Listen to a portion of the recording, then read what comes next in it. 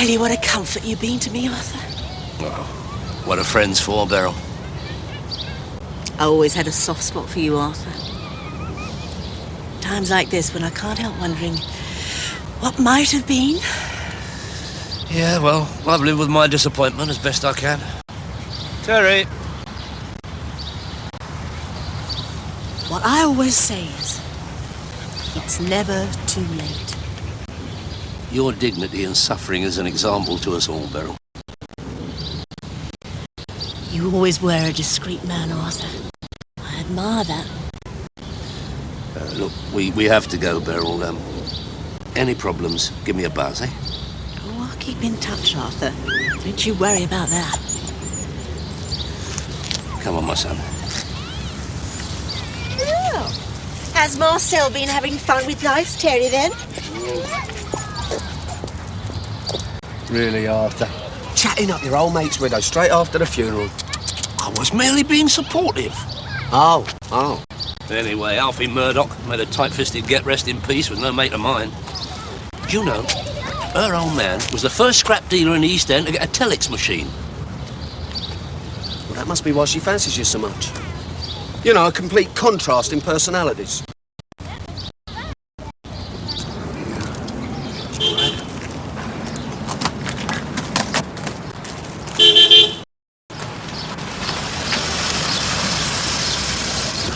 I'm glad you showed Mr. Daly. Who the hell are you? Kenny Hatfield. We had a drink the other night. Oh, yeah. Think is, hey. I've brought your flying pig. You what? Don't you remember? Kiddie Trips. You said you was dead interested. I never said anything of the sort. Now, don't say nothing. Wait till you see the flying pig. It's a real winner.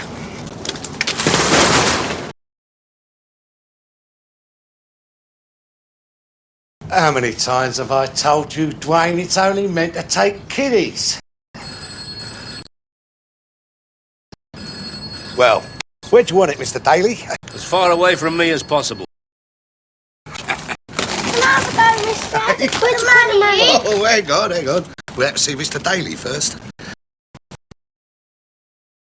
Well, yeah, of course you can. You could have it for a month for approval. Won't cost you nothing. Now, look, Kenny, get yourself and bloody Porky out of here, will you? Not many, yeah. Hold on a moment, please. Allow me to handle my telephone calls in future, will you? Get that clown out of here. Yeah, come on, sunshine, it's private. Hello? Georgie Silver. As I live and breathe, how are you?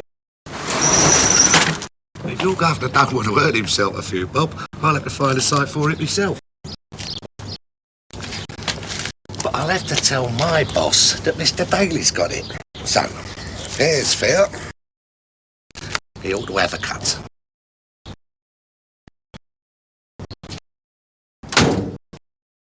I ought to be able to double that if the weather stays good.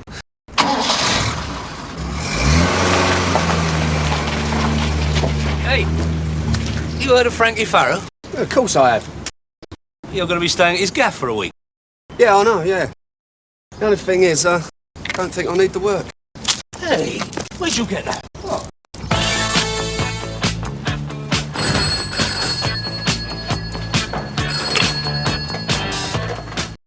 Los Angeles is on the red phone, Mr. Silver. I like this, Terry. I like this very much. This is the sort of area I had in mind for you right from the start. Solo? No, the music business. Listen, you be nice to the geezer. Let him win a few games, you know.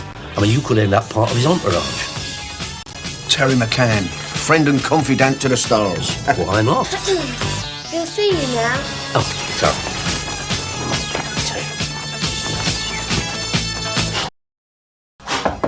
Come in! Nice to see you after all this time, Arthur. Terry? Yeah, the wife still talks about that washing machine you came up with. Pleased to meet you, Terry. Take a pew. Here, carrot juice. Cram packed with vitamin D. Why not? Not for me, thanks. Now, I need a good bloke I can trust, Arthur. I get your drift, Georgie. Someone discreet who can stick close to Frank. Close to Frankie? No. Frankie's flying over to the States tomorrow. I mean, he's only headlining in Vegas for 3 weeks. Oh, he's still working then? Still working? Still working, Arthur. I've been managing Frankie Farrow for 18 years, and I'll tell you, that boy has never had so much work in his life. He's down to his fighting weight and singing like a bird. I got clients, kids who think they're stars, who give their right arm for the kind of work he gets. Oh, still working. Oh, no offence, Georgie. Anyway, what's happened is Frankie's housekeeper and chauffeur, Mr. and Mrs. What's her name, gone and retired. Crying shame it is, been with him for years, just like a mum and dad to the boy. So I need someone to keep an eye on the place while I sort out replacement. Sort of caretaker, you... Well, it's a bit special, Terry. The entire gaff is at your disposal. Well, yeah, sounds all right, doesn't it? Drive out to the Dreamhouse first thing in the morning. The Dreamhouse. I like it. I like it. That's what the house is called, Arthur, after his big hit in '65. What a belter that was. What a great song. Who appreciates a song like that these days? Ooh, bleeding nobody, that's who. God, that Kenny's a scheming little slag. No wonder he shot off like that. Shut off, you had him out on his ear. And he bunged you a ton. Well, he bunged me a ton, to be precise, didn't he? Exactly. Yeah. And how much do you think he's going to be taking out of that thing over a month? 200, he reckons. What, you think he'd do a straight split? Never. I think it'll be twice as much as that. You think what you want, all right? Dave, do you remember old Frankie Farrow? Frankie Farrow? Yeah. Hey, what was that song? Put it out, hang on, will it? And the wife used to go for it in a big way. Dreamhouse? That's right. Yeah, that's what he called his house, you know that? And I'm going to live there for a week. Good night. Hey, want a no change from that fiver then? Not a lot. No.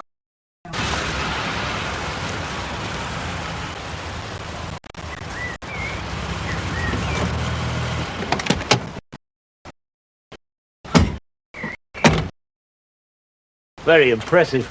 That's Georgian. Still nice, though, isn't it? Now, a bit pushed for time, so we'd better get on, find out what goes where. Wipe your feet, Terry.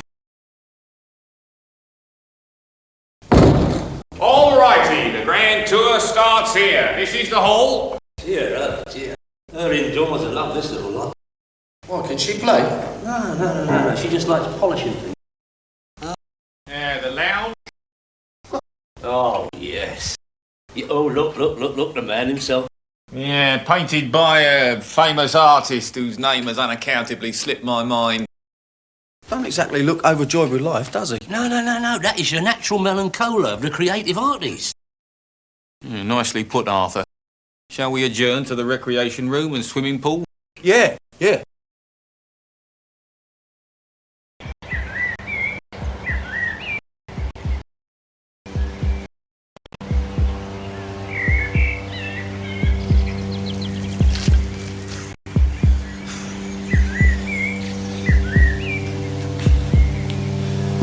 Take care, Terry. Any problems, give me a buzz, all right? Yeah, don't worry about me. Gym, sauna, snooker table, be the first holiday I've had for years. I might pop over and see you if I fancy a swim.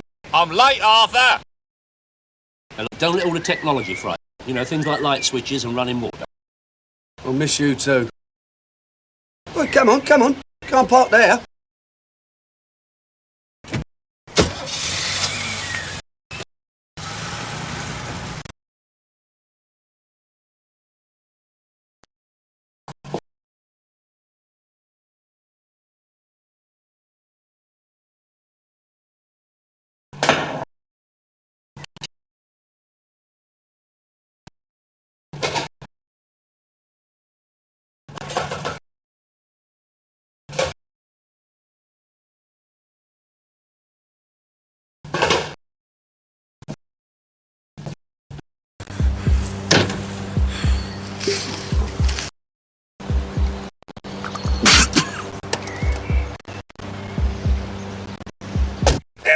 You're not pulling! It's sticking! I told you, if you wear them without socks, they stick! Mr. Silver? Terry, old chap, what can I do for you? Well, the thing is, Mr. Silver, the phone at Dreamhouse is on the blink, and, Well, I can't find anything to eat.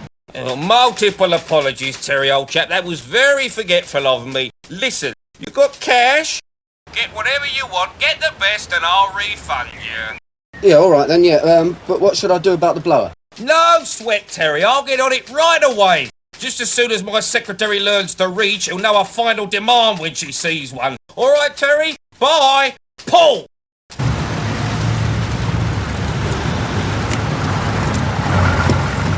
Hello, Kenny. Oh, Mr. Daly. Yeah, that your works canteen, man? Look, Mr. Daly, I'm sorry if you thought I was taking liberties. Let's get in the car and have a chat, shall we?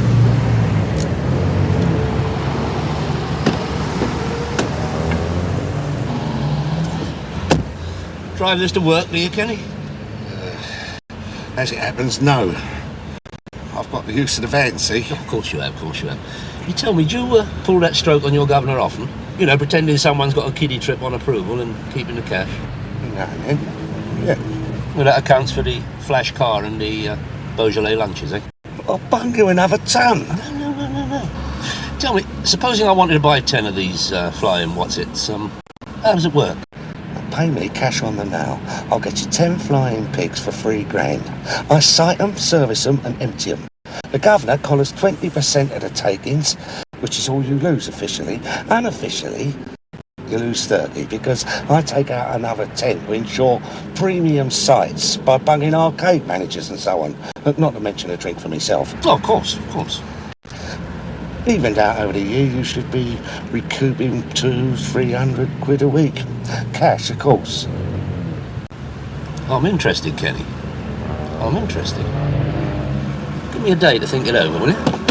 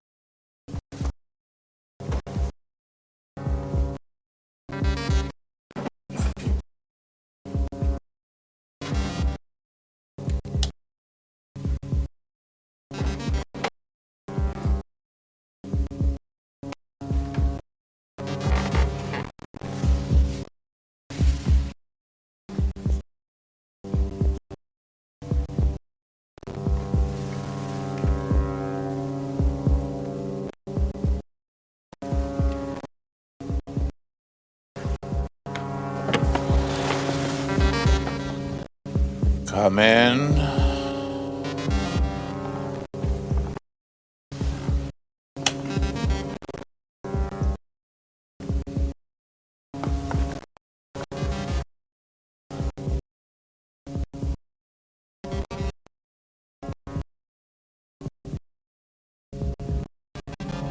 Mr. Farrow?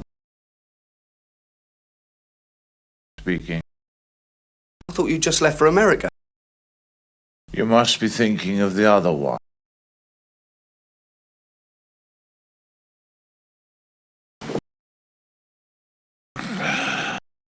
I'm Derek Farrow. Frankie's brother, manager, accountant, wet nurse, highly paid too. And in all of those capacities, I demand to know what you were doing creeping around this house. Well, I'm Terry McCann. I shall contact the old Bill. No, the phone's not working.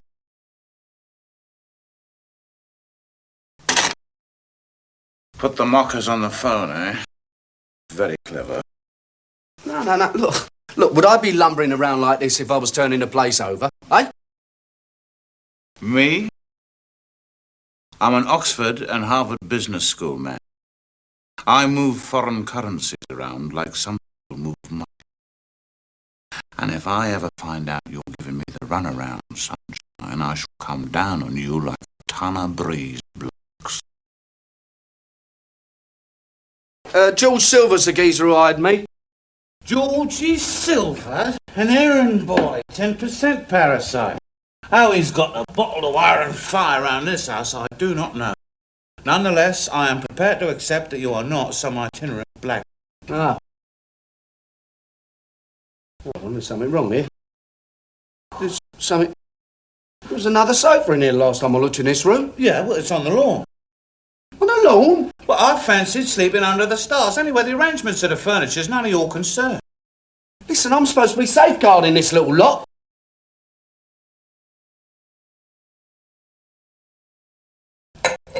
Well, it's just a brotherly in-joke, you know. It's, it won't damage, I promise.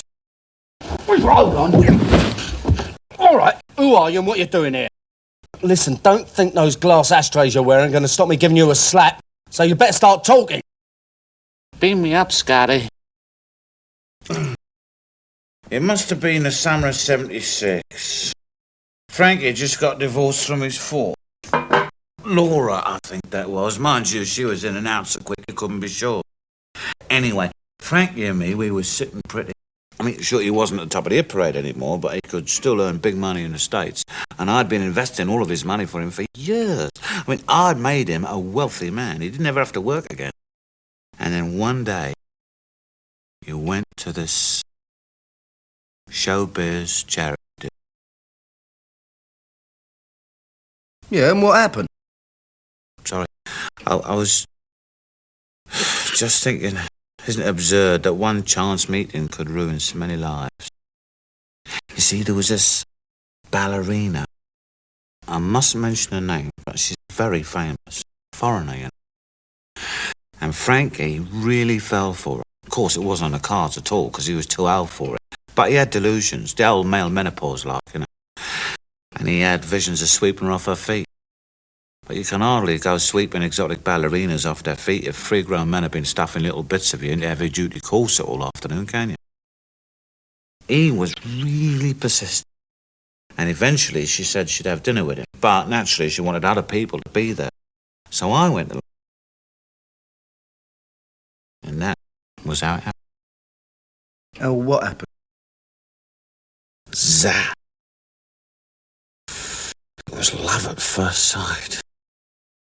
Can you imagine what I felt like when I realised it was the same for her? Oh, it was madness. I mean, we couldn't keep our hands off each other. But Frankie was... his sibling rivalry went deeper than I thought. He threw me out. Left me with nothing. And since then, my life has been unbearable. I'm glad you told me that. It makes it all clear. Thank God. And now I'm going to take you straight down the neck. You what? You heard. What do you think I am, some bleeding idiot or something? All that cobblers about exotic ballerina... Listen, the nearest you've ever been to an exotic ballerina is watching Chelsea on a box. Not the old Bill, please. Ah! Oh, a bit of sensitive spot, have I? Had dealings with them before, have you? All right. Fair enough, I made it all up. But look, how many people do you know get arrested for lying? Lying, no. Breaking and entering, yes. Right. All right. But first, the phone's on the blink, the alarm system's on the blink. So how do you know I ain't set it all up so that my mates don't come in here and turn it all over when we're down the neck? Because if you had, you wouldn't tell me, would you? You'd say fair cop, gov, and be as good as gold all the way. Quite right, good point. Second. Well, come on then, second. Well, don't lose your temper, don't get angry. Now, in all honesty and straight up, I am Frankie Farrow's brother. And I am now angry. Just give me a chance, I can prove it. I'll tell you what, look, if I can't convince you, I'll let you take me down the neck, how's that? All right. But if you're messing me around, Sunshine, taking you down the neck might involve several journeys. Here we are. It's very good. I built up a little stock a year ago. Frankie thinks it's all income tax stuff. Why should he care? Because he's a mean, tight-fisted little scumbag, and a fella could die of thirst in this house, that's why. Do you know what I think? What? I think you used to work for Farrow. Oh, God knows what as. And you got caught with your fingers in the governor's cigars, didn't you? And found yourself out on your ear, yeah? So one day, you're in your local drinker, well buried, and you steam round here and start intimidating an oil painting and a sofa. What are you doing? Well, it's nice. It's got style and taste. What's occurring?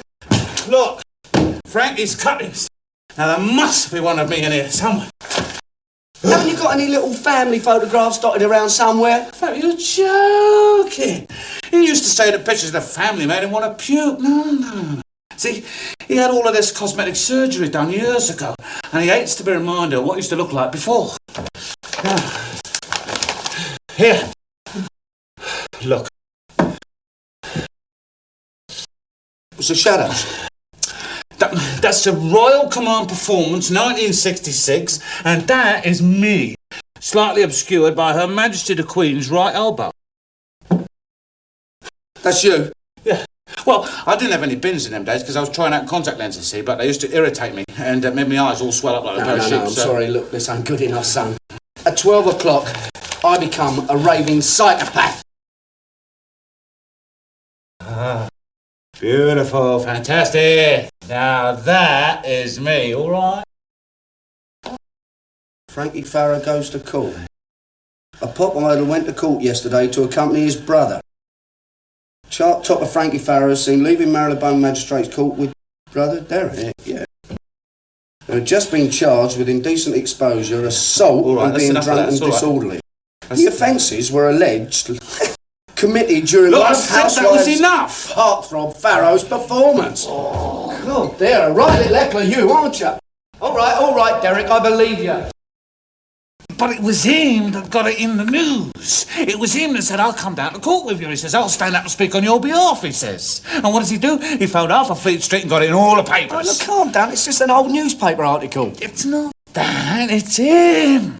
The way everybody falls over themselves to kiss his feet for being so nice to his so troublesome kid brother. And all the time, he is rubbing my face in the dirt, the hypocritical two-faced... what's it worth? It's all over now. What's all over? Well, what do you think I'm doing here? Boozing it up in a borrowed penguin suit. I'm holding a wake, man. I'm carousing by the graveside. No, hold on, no, don't tell me, let me guess. Now, this ballerina of yours, right, she can't bear to be parted from the delights of your little body, right? So, maddened by a frustrated desire, she finds young Frankie at night, suffocates him with her tutu, yeah? And then the pair of you cobble out a shallow grave in the... You'll be laughing on the other side of your face in the morning. Arthur! Hello, love. Well, isn't Beryl going to get a nice kiss then? that nice young man? Nice young man? Oh, Terry. Oh, no. I left him at home today because I thought I'd like to have a little chat with you without being disturbed, Beryl. Oh, I see. I'd like to mention something that I've had on my mind. This gets more and more interesting. Doesn't it, Marcel? Look, it's common knowledge, Beryl, that Alf left you nice and comfortably off. I mean, everyone knows that. But that does not prevent you from wanting to make a profit on your own account, does it? How much do you want, Arthur? Well, please, Beryl.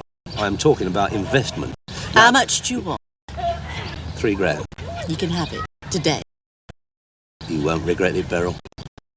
No building society will pay the dividends that I have in mind. There is one condition, Arthur. Fire away. You let me cook you dinner tonight. I can't wait, Beryl. Then you'll just have to learn some self-control, won't you? Shall we say 7:30 for 8? 8-1. You are a wicked man, Arthur. I'm very naughty to pull my leg like that. We all know what happens to naughty boys who do that, don't we, Marcel? Oh, look, bank's just opening. Could I give you a lift? You know, I always thought we make a good couple, Arthur. Very compatible. Compatible? Yeah, that too. Mr. Daly. Well. How's things? Well, I wanted to discuss the purchase of some of your automated pigs. Happy to talk about it any time, Mr. Daly. There's just one or two little details I'd like to clear up before I come to a decision. Oh, no hurry, Mr. Daly. I mean, for example, I'd like to have a look at one or two of the sites in my chart. Nothing personal, you understand, just to set my mind at rest. Could you hold on a second, Mr. Daly? Sir? How am I fixed for appointments today, Gloria? Perhaps Mr. Daly. Right-o, sweetheart. I'll do a treat. Could I meet you round about midday, Berryman Road Playground? Fine, Kenny. I'll see you there. Bye.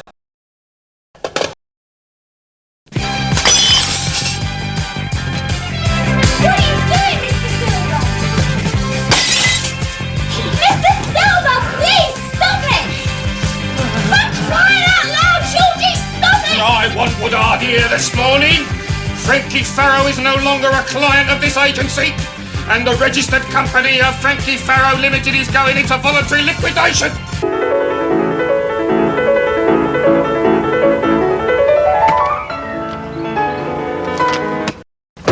Oi!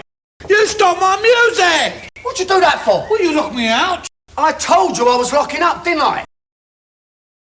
You've been pouring that stuff down your throat all night. But what do you care? I care when you start smashing up the house. Oh, yeah, the house. It doesn't matter if I'm dead or alive, as long as the flaming house is all neat and tidy. You're as bad as my bleeding brother, you are. Get that loud Derek out the house before he does something disgusting on the X-Men stuff. I've heard it all before. I like the sound of him more and more. You smash anything else in this house, Sunbeam, I'm going to put you to sleep. Go! Bennett, what's your game? Death to music. No. I'm going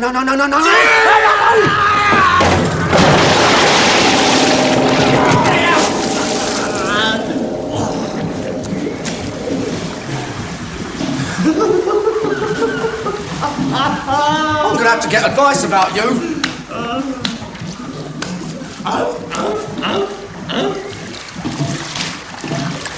And the Lord said, "Let there be gloom upon the world," and there it is, low, tottering. Here, guess what? What? Your brother wasn't in Las Vegas.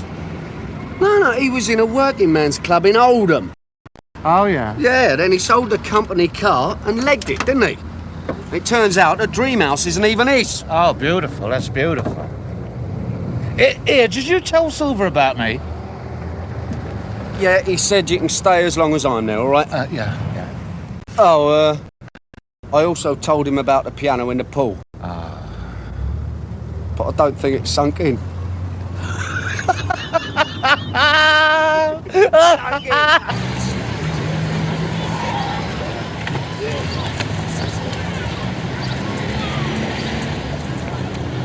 Harper, this is Mr. Woods. Mr. Woods, Mr. Daly. Mr. Woods. Pleasure, Mr. Daly.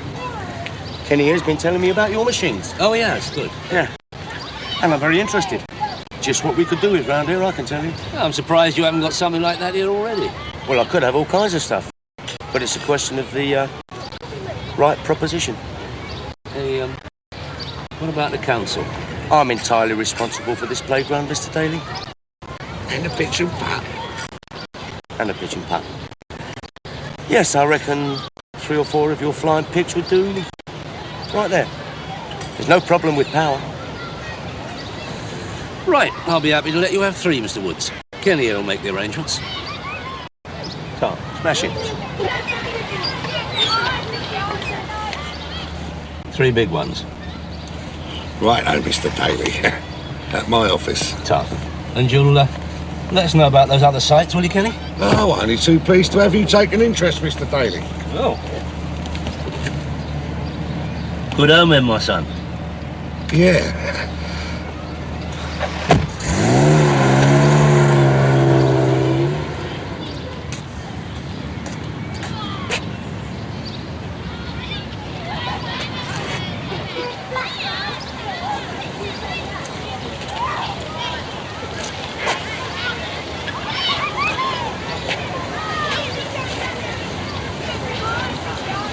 Oi! That's my hat!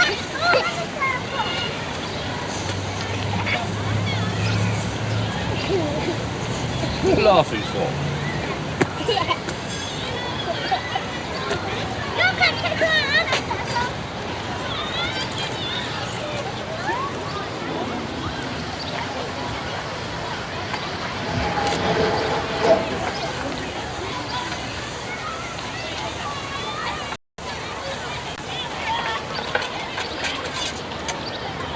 Kids.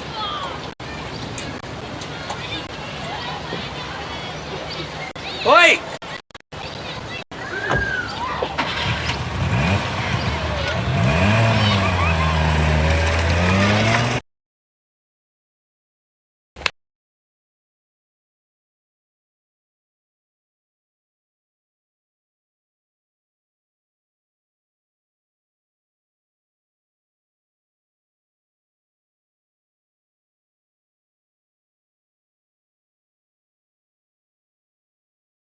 Can I help you, gents?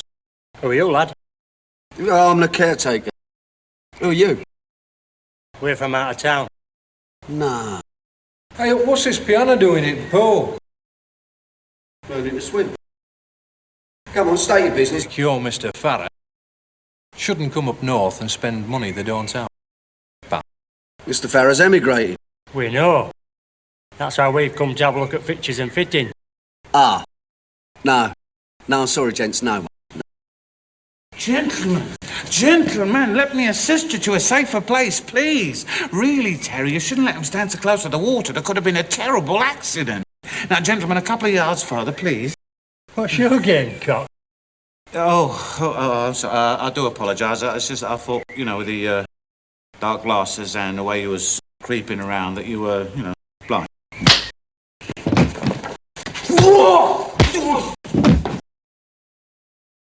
He bloody hit me! You bloody hit him? That's right, son, and if you don't get him out of here now, I'll bloody hit you and all. He bloody hit me on no. He's hit me. He won't forget this in here, you know. Go on your bike! No. Here, you all right? Now. Do you want a hand? Now. No, look, stop that. Let's go inside and wash it properly, eh? Hang on. Oh, my God, you don't need that. But it's mine. Look, just get your face cleaned up first, eh? There's a geezer in a tracksuit. Tasty. Come on, I'll introduce you.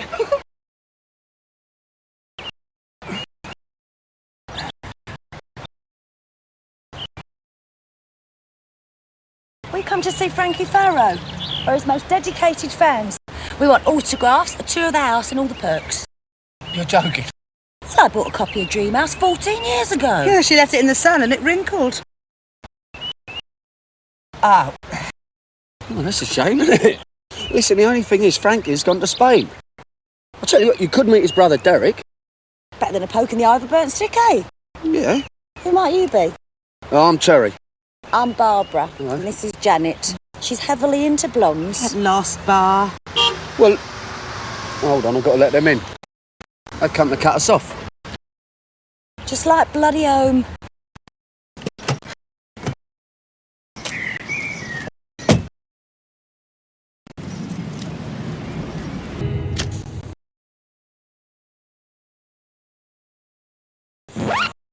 We shall not see them lit again. Thank God. Here, Terry, come and feel our biceps. Yeah, in a minute, love, in a minute. Now, look, Arthur, for some unaccountable reason, she fancies you rotten. So she handed over the capital with the great expectations of you dropping your dacks. Yeah, and don't come over all shocked. I mean, you were stringing her along, weren't you? Look, if I don't keep her sweet, she's going to want £4 from me. Close your eyes and think of England, mate. Hey, you lads, there's trouble at disco, and there's some folks round here saying it'll be closed for good. What's all that about? His brother used to be famous. Dear, oh dear, look at the state of it. Yeah. He ought to do something about that face. Poor love. Would you be interested in a flying pig?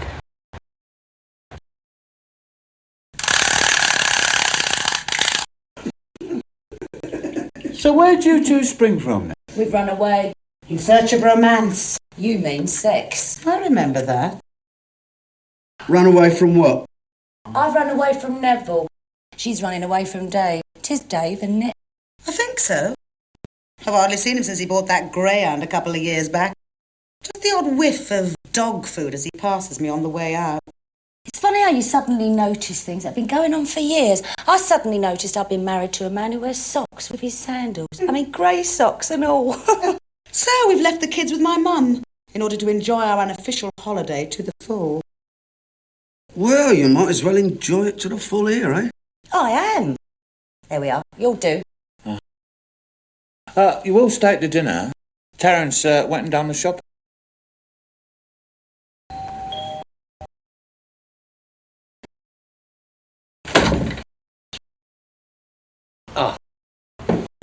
Arthur! Oh, flowers. This is my youngest, Bernard. Oh, how'd you do? Oh, thank you, Bernard. Come through, Arthur. Have a little drinky. This is my second youngest, Stanley. Stanley? Oh, sorry, dear. Campari and soda, please, Bernard. Arthur? Oh, vodka and tonic, please, Bernard. Thank you.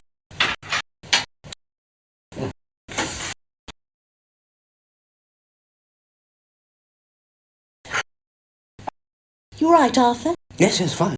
I'm a bit tired, you know. Not business problems, I hope. No. No, nothing like that. Cheers. Don't sulk about the boys being here, Arthur. I'll get rid of them as soon as we've got everything we need. There you go. I prefer baked beans cold myself. With brown sauce. Brown sauce, there. Frankie used to avoid baked beans like the plague. See, he used to get so nervous when he performed live that he used to break wind uncontrollably. And the band had to play twice as loud to cover it up, so he used to sing twice as loud to cover, get it down. Off you go, boys.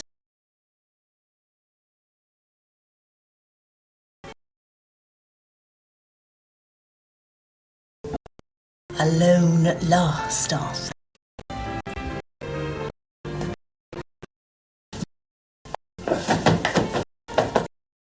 Your second on the left, yes?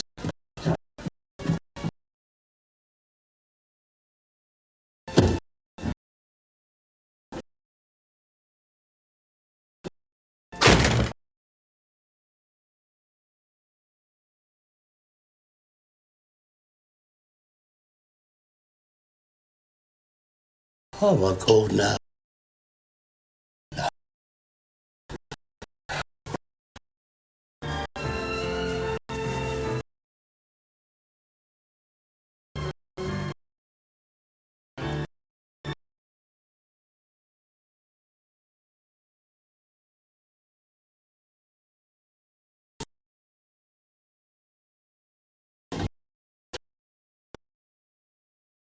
Arthur?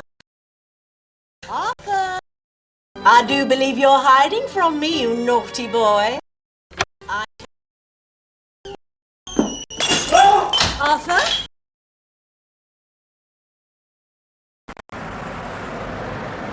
Oh, you're gonna love this house, you are. Says one thing, this house, and that's star. No used to live in it. Frankie Farrow. Of course, he's retired now. Lives in this big castle in Spain. Come on, my little beauty. Hey! Now, come on, spread it on thick. You might as well taste the stuff, eh? Can have ketchup on it and all. Listen, where'd you find this? Well, I told you, in the cellar. I couldn't even find a cellar. Yeah, but the wine cellar's in the attic. Of course it is, Malcolm. Come on, girls. Celebration time. Cheers. Cheers. What's up? I would like to propose a toast. Obscurity. Obscurity. Now that Frankie Farrow, better known to all of his admirers as Old Scumbag, has finally left the premises, his young, sensitive and talented younger brother Derek may now rise to his full eminence without anybody else sneering. What are you going to do then? Petrol pump attendant. Petrol pump attendant, what ambition. Come on, girls, give him a hand. He's made a splash at last. Isn't he a good swimmer? He's on the piano.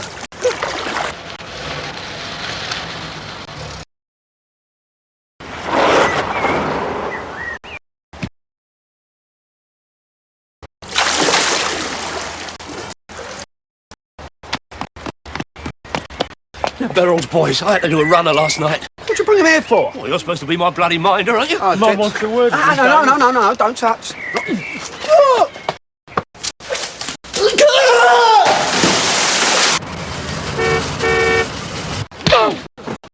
When you move in properly, I'll arrange a nice little photo call. Perhaps have a few drinks for the Fleet Street lads round the pool.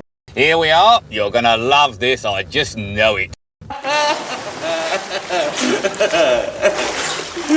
Here. Where were you, fella? Oh, yeah. Hey, hope you with me, bloody Good God! stuff. Here, pal.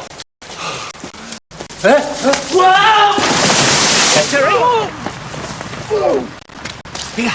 Oh, no, way out the back. Get your coat, Terry. There's David Neville. Oh, look at Stitch on my suit. Look at you.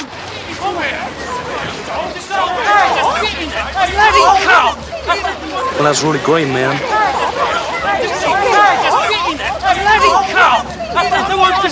Come here. There you go. Do you want to go first? No, go on. All right. Might be someone on the other side. Suit seat. Is there? No. Oh, well done, mate. Come on, straight up the ladder. Over here, we'll catch up. Terry! Oh, you all right? Well, come on, Terry. We can't leave it. Come on, son.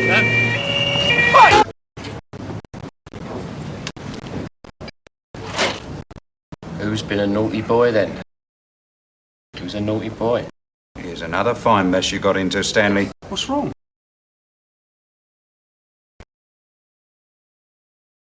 Would you say, they were, Stan? Eh? I don't know. I've never seen them before. We don't care if you haven't seen them. We want to know what they are. Well, they're magazines, aren't they? You'll start up for 10.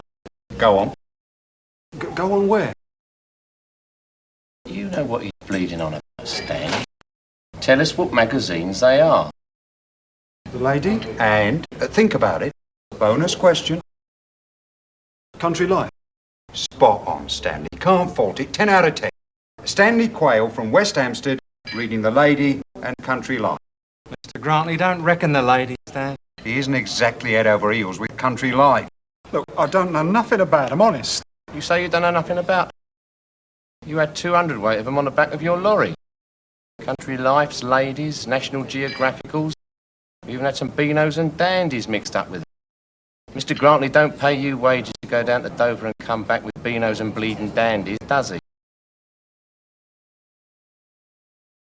Going somewhere? Only the Kazi. I'm busting for a Jimmy Riddle. That's nerves, that is, Stan. Go on.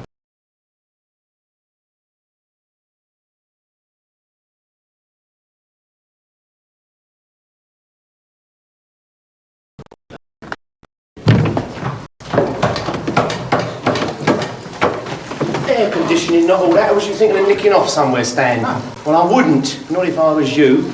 Not before you told me where those 2 other packing cases are. Look, I wasn't lying. I don't know nothing about it. Where are they, Stan? Honest, I swear. This is the lucky lad who's got it all to do tomorrow, Terry. Darrell Emsworth. Terry McCann. Mr. Daly's been telling me.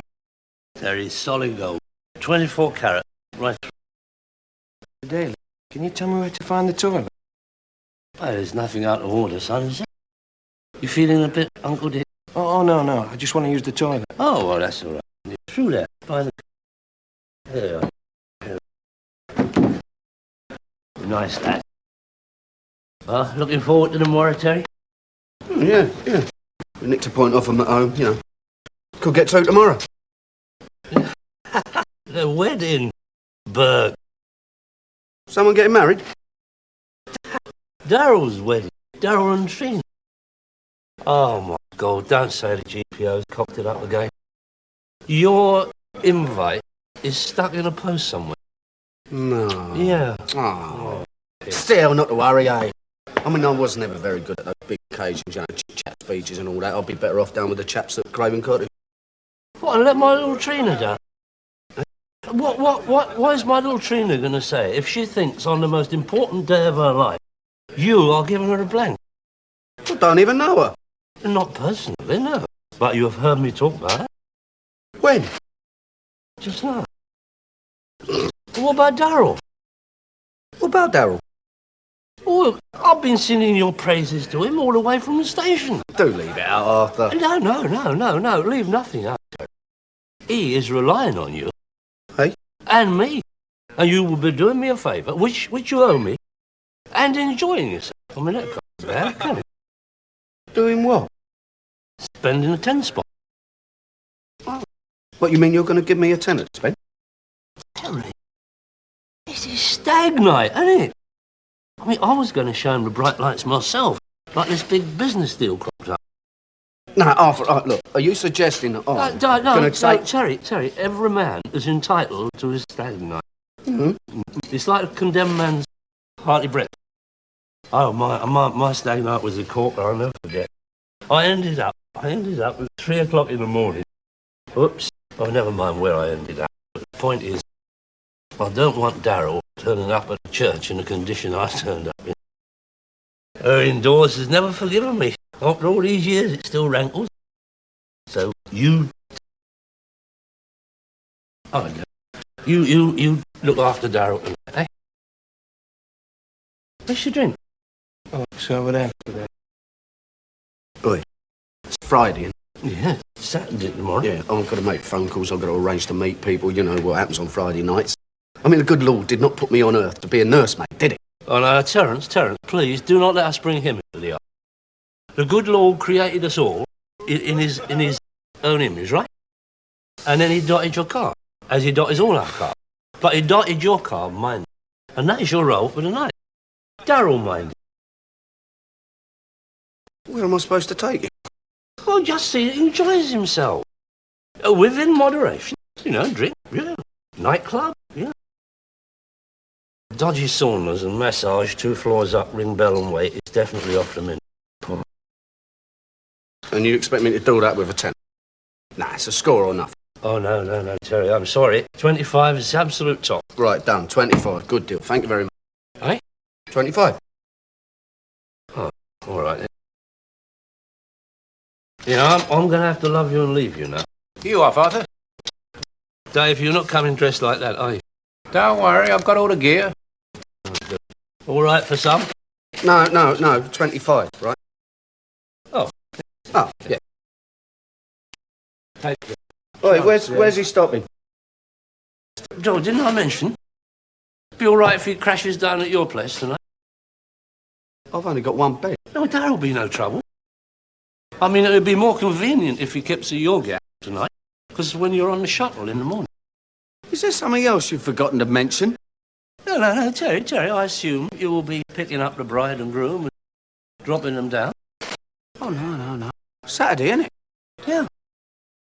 Yeah, well, Saturday's football, innit? But Terry, how are they going to get there? Well, I don't know, get them a minicab. Minicab? Her indoors is all set on society wedding. She goes spare if they turn up in a minicab. And look, I've got a princess all laid up. Terry.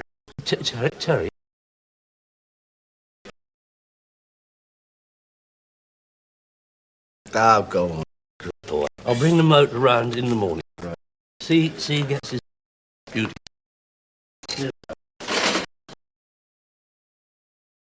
Where are we going then, Terry?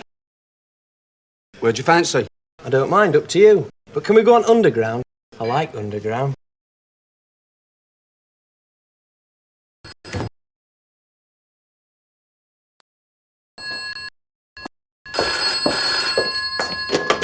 Hello. Hello, Reg. Oh, God, Stroop, you did not make me jump off. I'm on my own. Wasn't expecting the phone to ring. Yeah, sorry, Reg. Sorry to bell you tonight, but I thought I'd better check that the deal's still on. As you see, it'd be difficult to ring tomorrow. I've got a wedding in the family. Yeah, of course it's on. I don't go back my word off, you know me. If I say I'll do a thing, I do it, sir. Hang about a second, Arthur.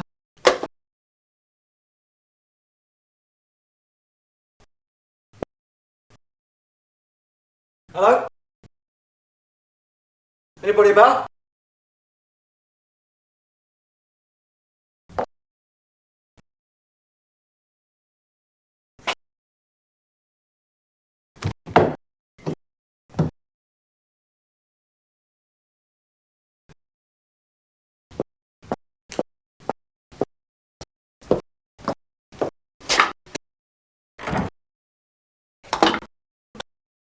Reg? Hello, Reg?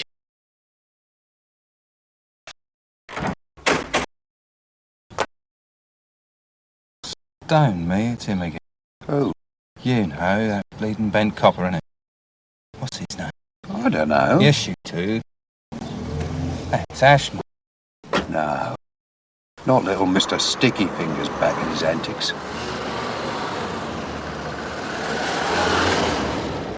That's all we need.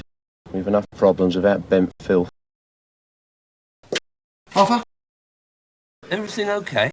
Yeah, of course everything's okay. Why shouldn't it be? Hey, listen, these goods that you're knocking out for me, they're not dodgy, are they? Of course they're not dodgy. I've already told you, Arthur. They fall off the back of this lorry regularly. But they're ready for you now. Question of how soon you can call and collect them, innit? Tomorrow morning, sir. Now look, that is the one day I'm lumbered, Reg. See, I can't do it tomorrow because I've got this family wedding. You'll have to make up your mind what comes first, business or pleasure. Of course, it's tomorrow or not at all. Question of quick turnover in that game. If you can't pick them up tomorrow, I've got other customers who can, old son.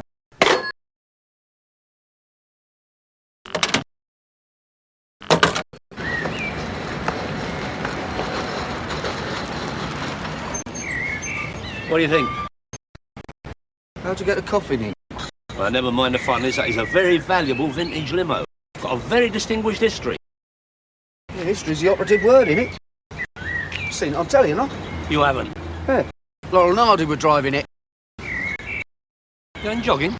No, I'm not going jogging. I've been sleeping on a bleeding sofa and it's freezing. It's got to be early, innit? What time is it? Well, it's not that early. Must be all at 7 o'clock. 7? Or something like that. 6:30 type of thing. 6:30? What's your game? Well, I brought the limo around, didn't I? Yeah, but the wedding march don't kick off till 11:15, does it? Oh, no. Well, I thought I might beg a favour of you before the off. What sort of favour? Ta-da! Leave off, I'm not wearing that. But it's a church wedding, Terry, with a proper vicar and an organist. I mean, a chauffeur's hat would look right. Well, let him wear it then. Oh, no, Terry, please. Get off! No, I don't care if it's Westminster Abbey and the Archbishop of Canterbury refereeing. I'm not wearing that. Put it back. So what's this favour? Oh, I just want you to pick up some books I've bought. Books? Yeah. I don't suppose it occurred to you to put the kettle on, did it? Come on. It's 6:30.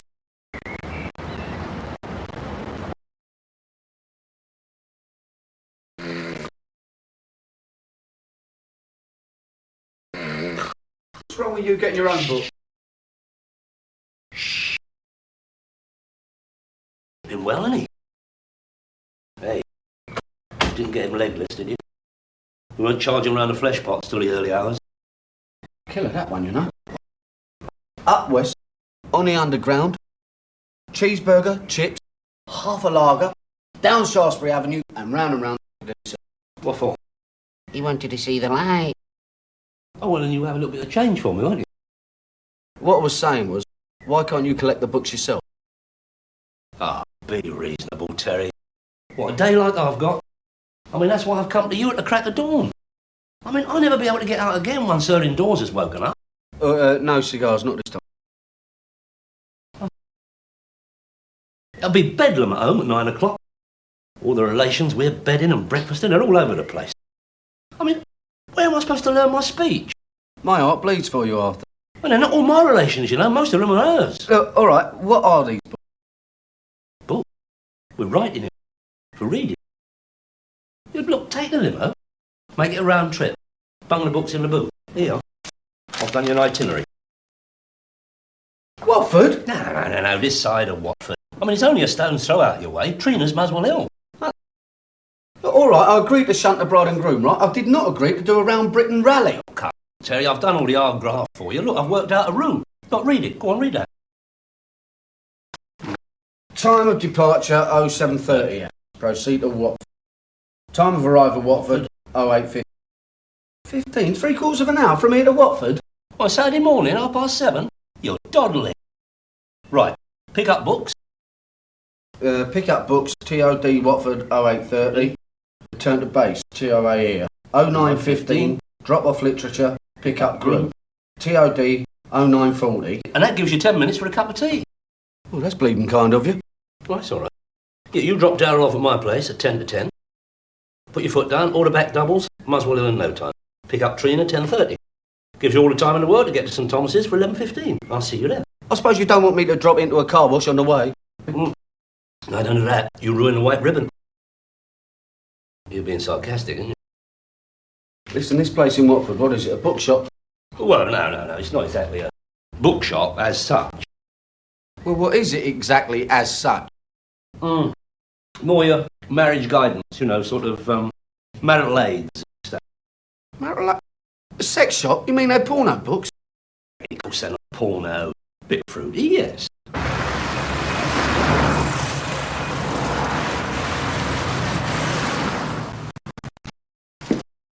He never said nothing to me about not picking them up himself.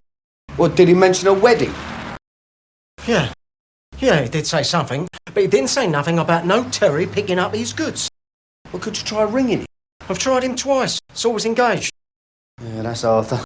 Trying to find out where I am, ringing you while you're ringing him. Listen, and I've got to take this bird to the church, right? The bride. Now, if we don't hurry up, she's going to end up thumbing it, isn't she? Have you got any proof you're working with Arthur Daly? Yeah, look at that bleeding motor. Of course I'm working for Arthur Daly. You don't think I'll drive a heap like that for fun, do you?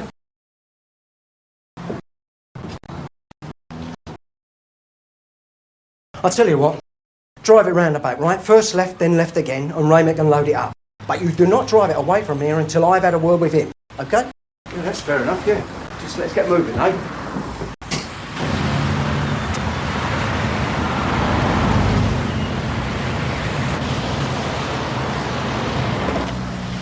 Follow him. He's following the geezer in that tied up banger. We're following him. Wait! No chocolate milk in that front bedroom. That has been designated a no-go area to kids. The ladies' coat room, full of fur coats. Don't want you sopping chocolate milk all over the place. Arthur? What? Telephone? I know it's a telephone, you stupid in-law. Daily residence? Yes, Reg. Terry? Is he still with you? He should be halfway to Muswell Hill by now, according to the itinerary. I know, but I wasn't to know that, was I, Arthur? For all I know, it could have been anybody. It's Terry, Reggie. Didn't you know you were? Oh, well, don't go on, Arthur. He's leaving now. He's way behind schedule. I mean, now. As soon as you stop rabbiting on, put the phone down. Tell him.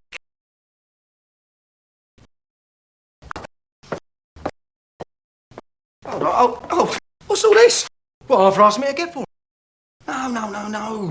No, it should have all been stacked in a boot. He has stacked up the boot. Wouldn't all go in. But they're supposed to be books. They are. They're not, they're magazines. Same thing. God. Oh, God, that's disgusting. Magazines are books. It's all something to read. Or look at. No, look. This is a wedding motor, isn't it? I'm supposed to be taking the blushing bride to the church. And she will have something to blush about if she cops an eye full of one of these, won't she? No, look, you'll have to unload it. Look, that motor was loaded up on Arthur's instructions. And if Arthur wants it unloaded, then Arthur can unload it himself. All right, can I use your phone? Be my guest. I don't want them. They're Arthur's books, bought and paid for. You can't unload them here.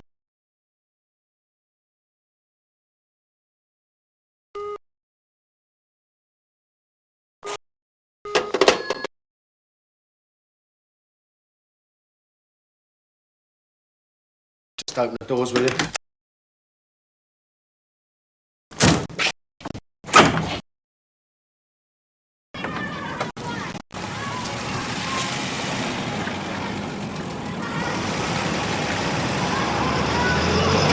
What's he expect for his money? First editions of Lady Charlie, autographed copies of the Kama Sutra.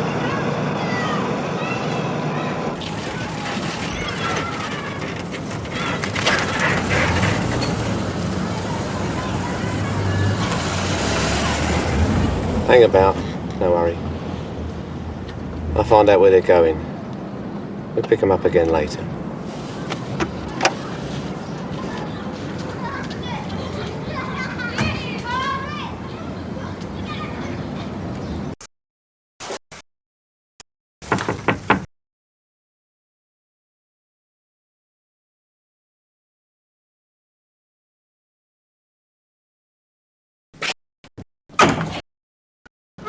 Oh, excuse me, Reggie Reynolds, is it? Who wants him? Oh, friend of Stan, the lorry driver. Wants to see you, Reggie. What about? Where is he? Don't say you haven't heard, he's in the hospital. Hospital? What's wrong with him? He's had to have all his face stitched. He was in this accident. Accident? What sort of accident? A driving accident? Did something hit him? That's right, Reggie, something hit him. Me. I should get back behind your counter, Sonny, if I was you. This ain't any of your business, is it? And oi! I wouldn't go doing anything stupid like trying to phone the law. Know what I mean? Smashing. We understand each other then.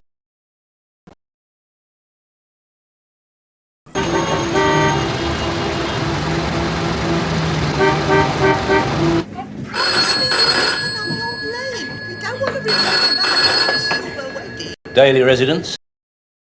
Terry? What do you mean you won't have time to pick up the bridegroom? You should have picked him up already. Where are you?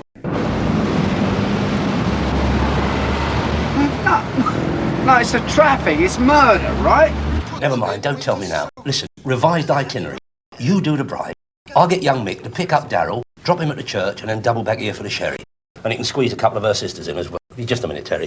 Yes, Graham. You don't happen to have a collar stud about the premises, do you? Collar stud? Collar studs went out with Clement Attlee. I have not seen a collar stud since 1947. Oh, look, I'll have to wear my other shirt. I told you wouldn't have one. I don't care what it's got. You're not walking in that church in a top hat and a woolly shirt. Terry. It's not only on her best coat, it's all over your fitted carpet. Yeah, well, they'll be all over my fitted carpet if it is. Listen, Terry, you can still do the Muswell Hill pickup, yes? I suppose so, to push, yeah. Listen, mate, it's those books, right? Never mind about that. If you can do the bride, we're in with a chance. Walk on the carpet until I've been in. Hey, listen, did I mention the sherry? Look, will somebody please answer the front door? I'm on the telephone. Look, just a second, I've done what Terry. I can for the carpet, Arthur, but who only knows how you'll clean the wall? You're all deaf or something in this place? Excuse me. Listen, love, it's all right. That's mine. I'll be out in a minute. All right? Sorry, Arthur. What we... Arthur? Oi, Arthur!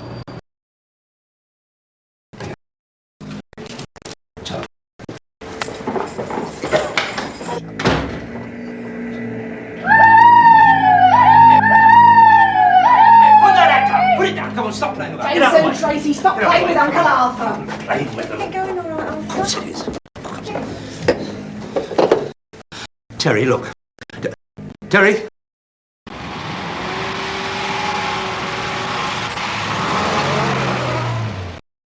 Terry? Oh my God.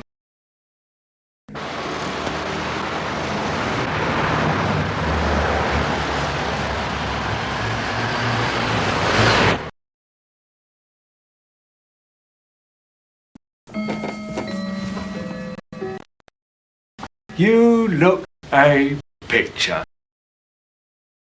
Don't worry, love. It must be on its way. If there were any major hang-ups, he'd have given us a ring. It's all very well you saying don't worry, Dad. It's not your wedding. Where do you think it's got to? I told you, it's on its way. If it's down to your Uncle Arthur to send a vehicle, he'll send a vehicle.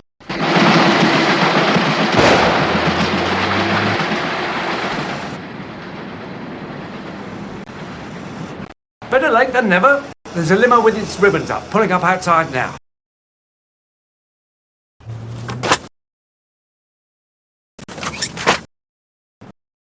Transport for the bride? Yeah, that's right, Chief. You better wheel her out. I'm running a bit behind time. Have you got room? Oh, yeah, there's stacks of room. As long as you don't mind sitting in the front with me. Where do I fit in? You? Why? Who are you? I'm Mr. Ellaby. I'm the father of the bride. Well, nobody said anything about taking the father of the bride. It's been an oversight then, because the bride's father always journeys with the bride. Always. It's traditional. Look, just tell her to keep calm, right? I'll shuffle things about. But don't panic, that's all. And I promise I'll get you there on time, all right? We'd be extremely grateful. Did anyone say anything about 2 crates of medium sweet sherry?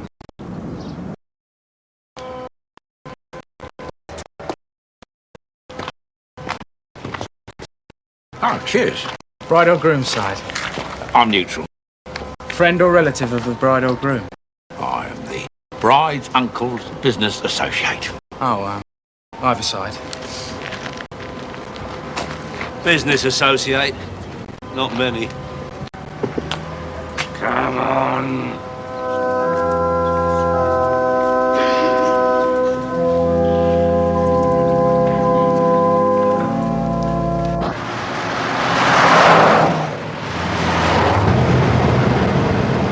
You all right, Trina? Wonderful. Won't be long now, if the lights stay with us.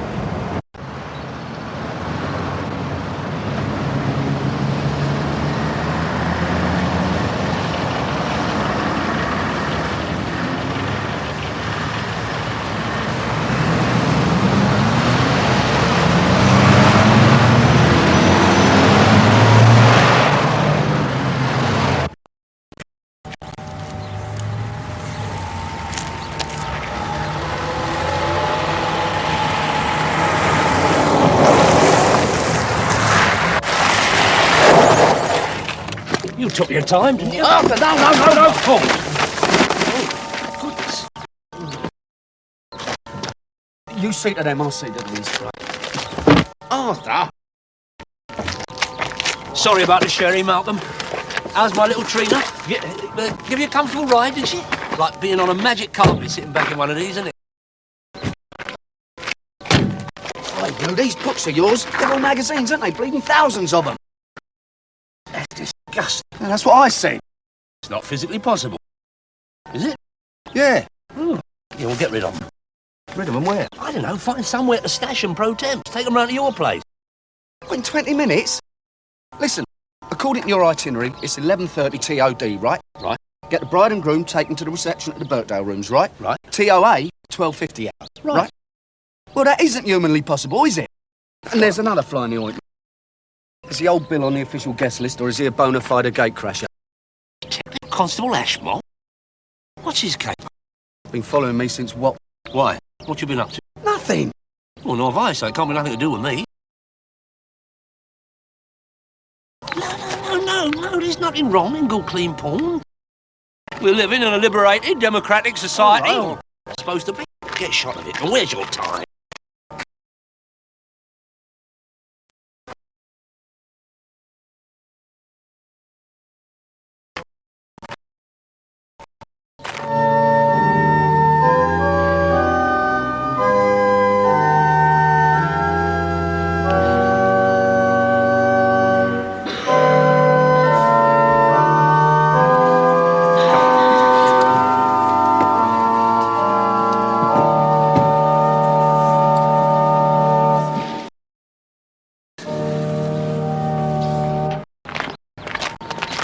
groom side. CID.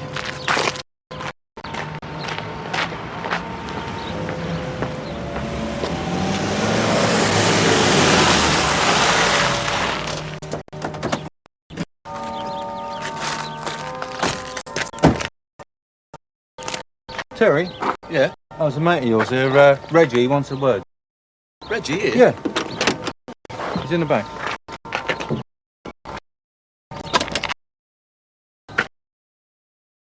I'll just look after these, all right?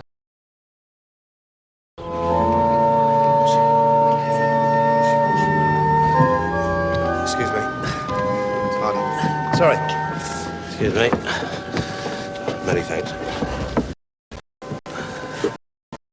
Morning, Mr. Daly. Unexpected honour, isn't it? I wondered if I might have a word. Leave it out. It's a bit inopportune.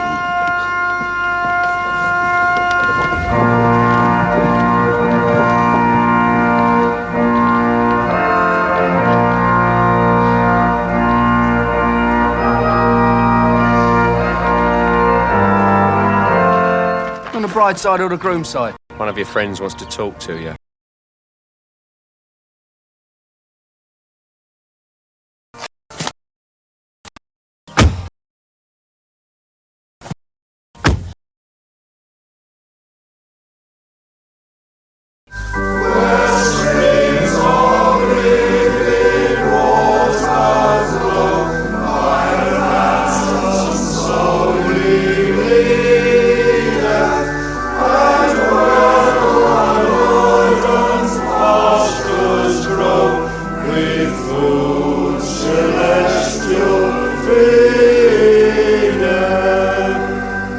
Just a bit closer together. That's very good. I like that. Yeah. Looking lovingly. Really lovely. Come on.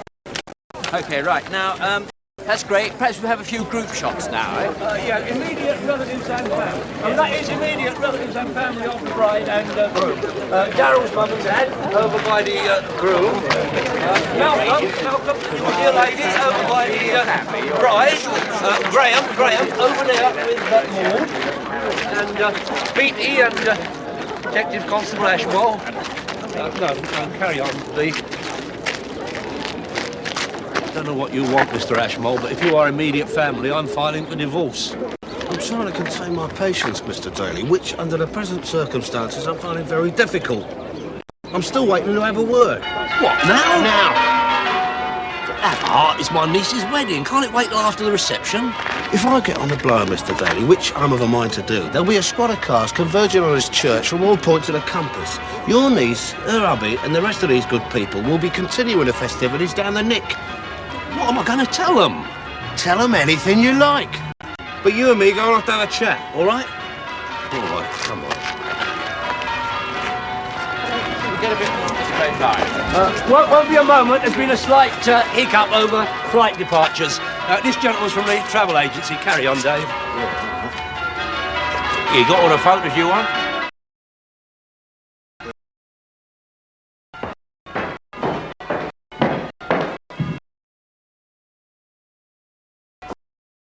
Right then, Mr. Daly. No, look, don't you write that Mr. Daly me, Mr. Ashmore. For starters, you can explain what right you have, or think you have, to arrest me in front of my immediate family and friends. And you better have a just cause, Mr. Ashmore. Otherwise, I'll have your superiors down on you like a ton of wet concrete. Don't lose your bottle. There is nothing wrong with my bottle. My conscience is clear. Is it? Crystal. Forgive me for saying so, but you must have a very short memory, Mr. Daly. May I be allowed to jog it for you? Does 2 packing cases full of obscene publications ring any bells at all? Obscene publications? 2 packing cases full. The ones your sidekick has been upping round all morning in a vehicle disguised as a bridal limousine. That is a bridal limousine. Oh, you do admit then to a knowledge of possessing this obscene porn? Oh, they're not all that bad. Bit fruity, yes. Fruity? It's downright degrading, disgusting filth. And you're conveying it not only on the public highways, but parking it outside the House of God. That's not only handling obscene publications daily, it's sacrilege to boot. You're for the high jump. Look, Mr. Ashmore, I can stand a bent but what I can't stomach is when they're holier than thou. All right. What's it going to set me back? Are you trying to bribe a plainclothes officer, Mr. Daly? I know you, Ashmole. You know me. Normally I wouldn't give you a brass farthing. Come on, how much am I in stock for? Dealing in obscene porno, Mutt. You could get 6 months. Come off it. Get any of them books in a dozen shops in Soho. £100 fine would be about the worst, and a good solicitor will get me off. Nah, you set me up for this. You nobbled me at a time of maximum embarrassment and inconvenience. All right, fair enough. You win. Justice once. You are trying to bribe me, Mr. Daly. How much? How much you got? The photographer's finished taking the photographs, Mr. Daly. Oh, I'll be there in just a jiffy, Michael. Just lobbing this gentleman a surcharge for the airfares. Right. I'll be honest with you, Mr. Ashmore. I laid out 250 for them books. I'm hoping to unload them for 500. I'll give you 2.5 and forget my profit margin. 250 quid to pervert the course of justice? That's all I got on me. I'm not going to haggle with you. It's a take it or leave it job. I'll take it. You're his medical consultant, are you? Keep your face shut. Darryl, Trina, you should have gone off in the leading car. You'll be first at the reception to receive the congratulations of the arriving guests. He won't take this, Uncle Arthur. He says he's waiting for you. Mr. Daly? Who are you? Relief driver, Mr. Daly. Relief? Where's my man Terry? Gone on in front. I'm driving you, and you, Mr. Ashmole. Me? Yeah. Mr. Grantley did mention that he'd be obliged if you pop along as well.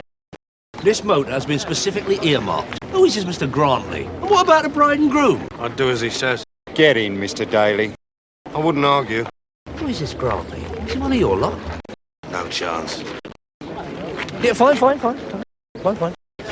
No problems, everyone. Just a slight revisal of our previous itinerary. Now, I shall be journeying in this vehicle with, Mr. Ashmole. Darryl and Trina, you make your way to the Birkdale rooms in Malcolm's car. Oh, Beatty Maud, you came in Malcolm's car, didn't you? Well, do you think you could squeeze in on the way back with one of the bridesmaids and Dot and Cole? Dave, you can get the bus. Has the other bridesmaid any rooted objection to travelling to the Birkdale rooms on the back of Russell's moped? Get in, Mr. Daly. Anyway, sort things out best you can. I'll see you at the reception.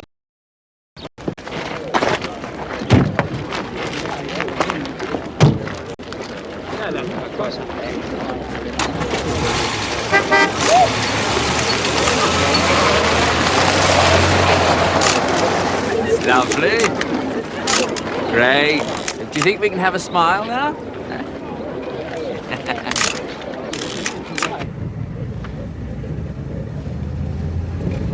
Oi, driver, you're going the wrong way. Birkdale rooms is in the other direction. We have to pay a visit first. Mr. Grantley wants to see us. Who is this Mr. Grantley? Who's Mr. Grantley? He's the top man, eh? Right, Mr. Ashmole? Top man in what? Villainy? Villain? Is that what you called me, Mr. Daly? Oh, no, I was speaking figuratively. I mean, speak as you find, isn't it? I call that a case of right boot being on the wrong foot. Think about it, Mr. Daly. You were found to be in possession of property that legally belongs to me. Yeah, but I didn't know they'd been nicked. Did you ask if they'd been nicked? Well, not in so many words, no. Look, Mr. Grantley, I honestly thought they'd fallen off the back of a lorry. Do you also think that comics and country lives jumped up on the back of the lorry? Well, I don't know anything about comics, country lives. It's been tried before. Lorry weighs out at customs, weighs in at the warehouse. The weight's the same. The load's... Yeah, I'm sure there's been a simple misunderstanding. Not a misunderstanding, Mr. Daly, a criminal offence. You have the temerity to call me a villain. You're the miscreant, Mr. Daly. You're criminal. I'm the innocent, upright, injured, law-abiding citizen. Is that why you use these tow rags to do your dirty work? Business executives, Mr. McCann. The business world is dog-eat-dog.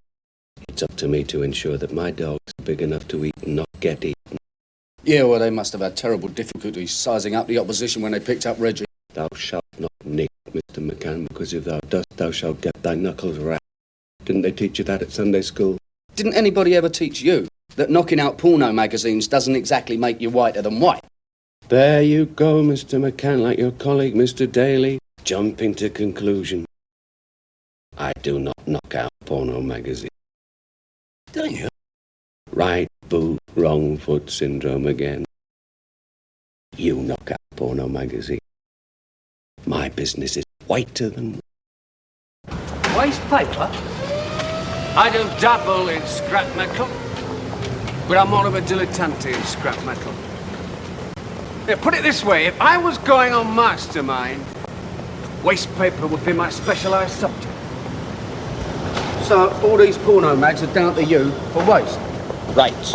You're not going to pulp them up. You're right again, Mr. Daly, I'm not. You're going to pop them up. I'm going to watch you do it. But look, I don't understand. If you're going to pulp them into waste paper, I mean, why couldn't you make do with the comics and the country lives? Render unto Caesar, Mr. Daly. Pardon? The country lives belong to you, the dirty books are mine. To each his own. Do you know what this lot's worth? Not a lot. Overissue, Pam. £5 a hundredweight. Do you get a lot of this coming here? Couple of lorry loads a month. Look, Mr. Grantley, if you and me done a deal, I could make you a fortune. I've got a fortune. Yeah. Well, you could have another one for a rainy day, couldn't you? Do you know what I could get for these on the open market? About 3 years with remission for good behaviour. These publications are the property of Her Majesty's government. Obscene literature, Mr. Daly, published on the continent. Confiscated at their port of entry by the Obscene Publications Squad. You and your accomplices were responsible for nicking naughty books that had already been nicked at Dover by the police. You never mentioned that to me. Never knew myself, Father. It comes to me on government contract. And have you got a government contract for these two Bob Bully boys to go putting themselves about, eh? It's a hard world, Mr. McCann. I've an image to preserve. Hey, talking of images, where do you fit in this jigsaw, Mr. Ashmole? I mean, you're not with the obscene publication mob. Mr. Ashmole got wind of the fiddle my driver was working. And in his off-duty hours, unbeknown to his superior officers, Mr. Ashmole's been working a little fiddle of his own. Yeah, like the 250 green ones he fiddled off me. Mr. Ashmole will be towing a straight and narrow line in future, beginning now, by handing back your 2.5.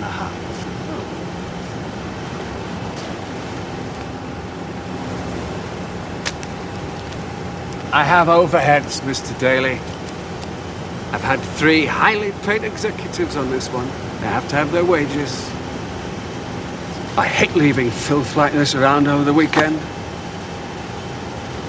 You never know what dirty, evil-minded so-and-so might try to get his hands on it.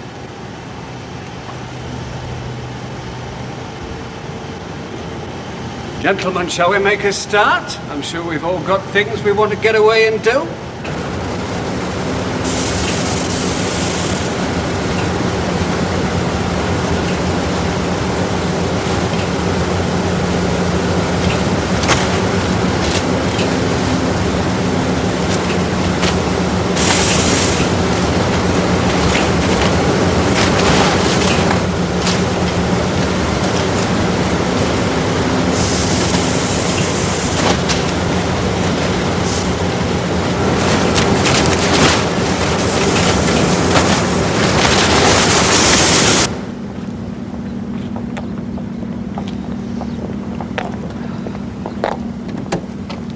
Get in. I've told you before, pick on someone your own size. Putting your name on the list? I'm putting my name top of the list. You in or out? In or out of what? Listen, Grantley, I think this is a one-to-one situation, don't you? I mean, you don't want your executives mixing it with a copper, do you? Even one as bent as him. Ah, could cause some terrible complications. That's well observed, Mr. McCann.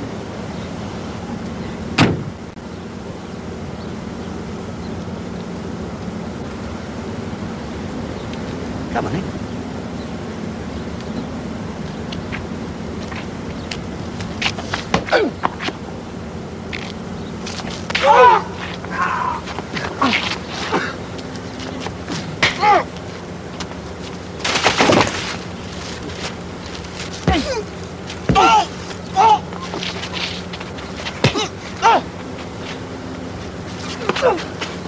Come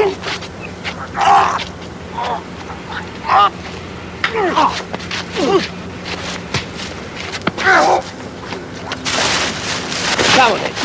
Come on, you toe rag.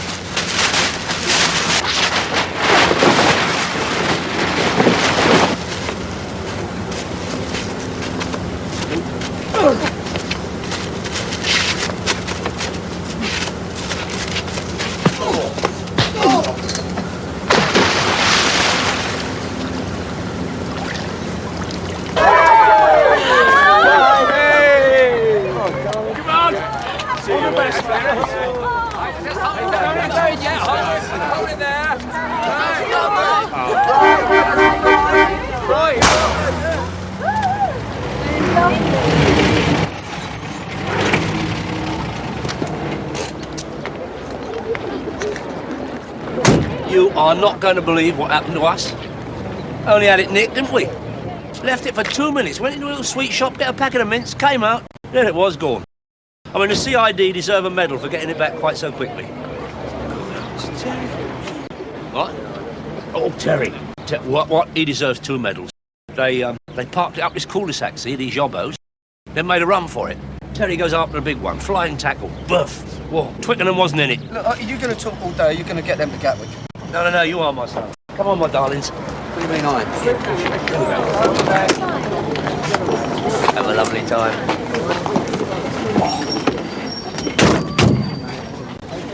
Put your foot down, my son, you'll make it.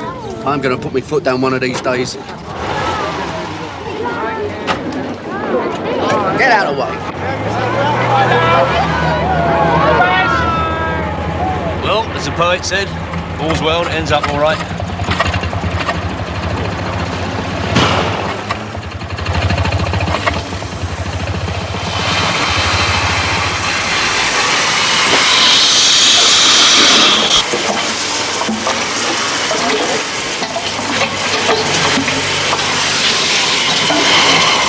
Arthur, oi! Come back here! Oi!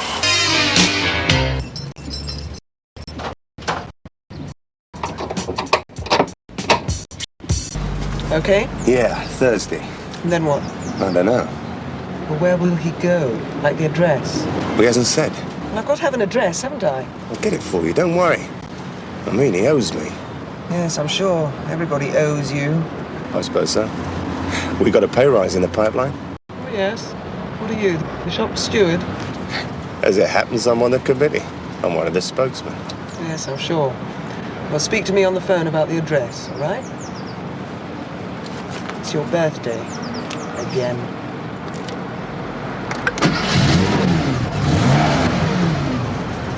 And they never recovered a penny piece. Wasn't he also done for attempted murder? Yeah. I'll fill you in about that later, Terence. Thursday. That's right. And he did say you. Oh, yeah, I know you want to drink a double. Double 50. That's a bit strong, isn't it? That's what Ernie said. He said you get it back in a couple of days. Get us a drink, Terry.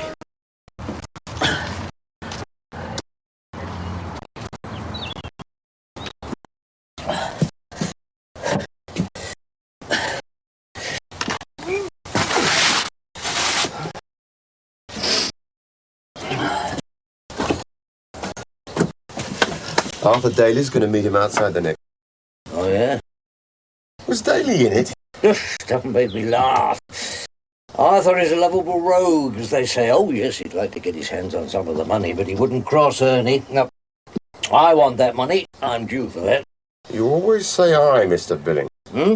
Oh, sorry, we partners, eh? Oh, obviously I need you. Not quite as nippy as in the old days. You're not, are you? Bring the tools in, will you?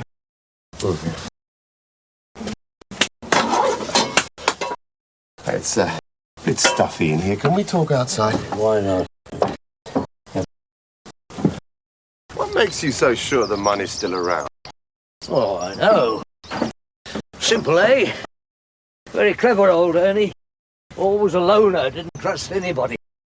Ah, I know. Why did he try to break out all the time?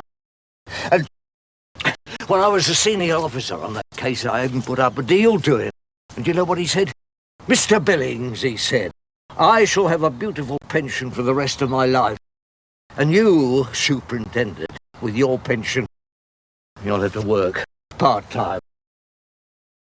And he was right as well. I'll sell some of these vegetables. Ernie reckons that you fitted him up. Yeah. I won, didn't I? Even had a judge's commendation. Oh, it's a long time now. Ernie remembers as well. You remember when you came out? Yeah, I remember. No bother, you said. You were a right little jackal lad. You see, you were nothing, really. I mean, Ernie's a sort of celebrity. Oh, that's not him. Nah. Oh, my God, it is. My dear old friend Ernie, you look great, really great. Yeah, this is Terry, my dear old pal. Terry, shake hands with Ernie Dodds. Hello, mate. Go, let Terry take that. Yeah, I'll look after the budgie. What are you talking about? Budgie, is that what you're saying? Yeah. Well, it ain't, see? That's the common bullfinch, or the European Pirara piruala. Yeah, of course it is, Terry. It seems like a budgie to me. Well, it ain't.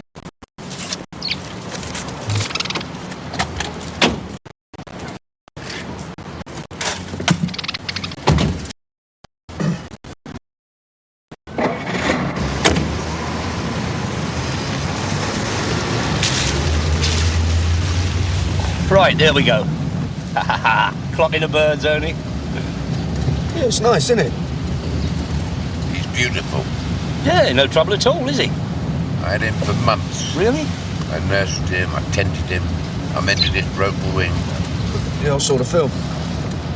You being funny? No, there was a film about it, wasn't there? I don't know anything about that. There was a geezer in it. Big fella, lost a teeth. Burt Lancaster, that's the one. You looking fit, Ernie? Yeah. What was all that about? That was a load of rubbish. Clothes? I don't want anything from them. I went in there wearing a nice suit, and I came out wearing the same suit. That suit's come back into fashion now. Yeah, that's 14 years old. That's what I mean. All wearing suits like that now. You're always a snappy dresser, Ernie. Was I? Well, come on, and where do we want to go? Hampstead. Highest point in London. Oh, dear old London. You was always a romantic, Ernie. Was I? What did you miss most, Ernie? I mean, being away, you missed, you missed miniskirts. Oh, and a fellow went to the moon, but there was nothing there. Then there was the music. Well, no, you couldn't call that stuff music. You wouldn't have liked that. Oh, little Cliffy Richard's still around. Still a bachelor boy. Then there was a 3-day week, digital clocks, Muhammad Ali. Oh, and I believe there's something called VAT, but you don't want to worry yourself about that. Oh, all in all, that was the 60s and 70s for you. I've seen the newspapers, you know. Oh, I'm only marking your card, Ernie. I mean, Chelsea were up and down like a yo-yo. Arthur's been to the Scrubs, not Bleeding Devil's Island. I'm better informed than you, probably. Never mind the newspapers. I read books. Lots of books. Yeah, I know. You always liked the book, even in the old days. Did I? Where are you thinking of living, Ernie? Got any ideas? Oh, flats are very hard to come by. Hey, didn't you have a... When you get your pension, free bus pass, nice little place in Southend or Marbella, nice little lobby. Ah, shut up, Arthur. No, he's right, Ernie. You ought to think about putting your feet up. Who are you? What am I, an old fellow or something? Hey, what do you want me to be, a lollipop man, is that it? I just served 14 years. I tried to escape 3 times. I was in solitary for years. I wore yellow patches on my sleeve of most of my sentence. No parole for me, son. No, but they didn't break me. Ernie Dodds is back, and there's a few old scores to settle. Yeah. Game little bleeder, isn't he? Yeah, he's game, all right. But what sort of game? Actually, that's not bad, is it? Yeah, look at the price. Put it down.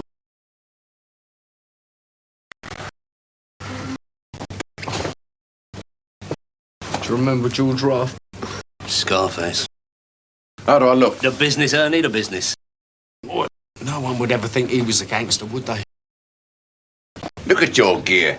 You look like one of them joggers. You're quite right, Ernie. I keep telling him to get a nice suit. Very nice, sir. I think it was made for you, sir. I'll take it. Thank you, sir. Account customer, sir? No, cash, young man. And how about a discount?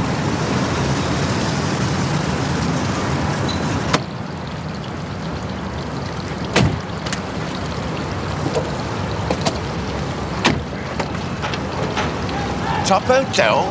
No pyjamas, no dressing gown? The man's right, you know. Oh, well, I've got a bit left. He can get them. Terry, all right? Terry? Yeah, Terry. Black pyjamas, size 40. Got that? I think I can remember 40. What about the dressing gown, black? Naturally. Get receipts. Naturally.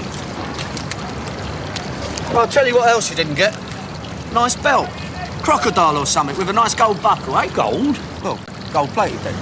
I like it. In time, I get to like you too, Terry. I'm a little diamond, me. Diamonds.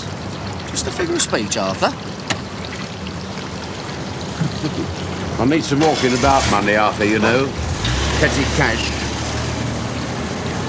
Look, Ernie, I'm not saying you won't give it back, but when do you expect to get your money? 3 days. Oh, I see. It's in the country, is it? It's in a bank. A bank? Yeah. I thought you nicked it from a bank in the first place. And I put it in another bank. I don't believe it. Yeah. It's in a deposit account. That's why I have to give prior notice of 3 days before I can get it out. All that dough? Yeah. And interest? And I've always said, you know, this country's got one of the finest banking systems in the world. Yeah, your Swiss bank account is all very well, but there's nothing wrong with the old lady of Fred Needle Street.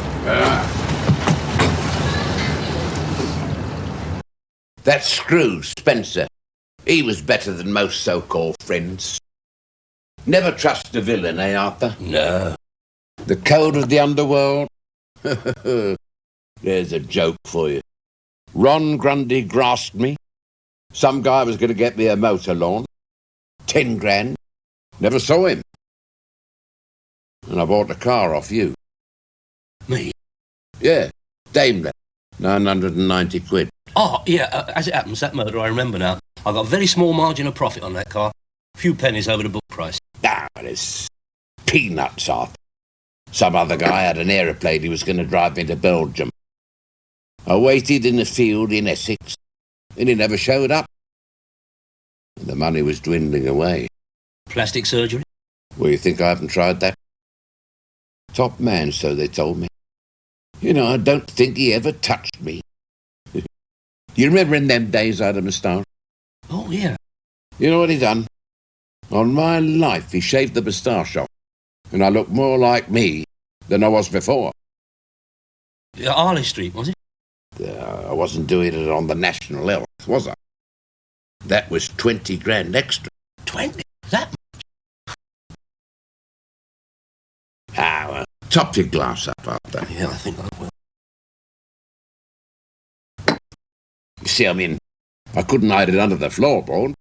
Didn't have a room, never mind the floor, and I couldn't trust Beryl. Ah, dear old Beryl. Whatever happened to her? She went to Rhodesia. She thought it was a real white country. Anyway, I thought I was odds on for capture, you know. And then I had the idea. I put the rest of the money in the bank. Clever, wasn't it? Amazing. Hey, what about references? Nah. When you take your money out, they need references.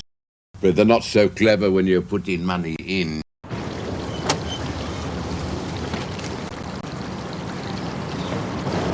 Excuse me. You must be Terry.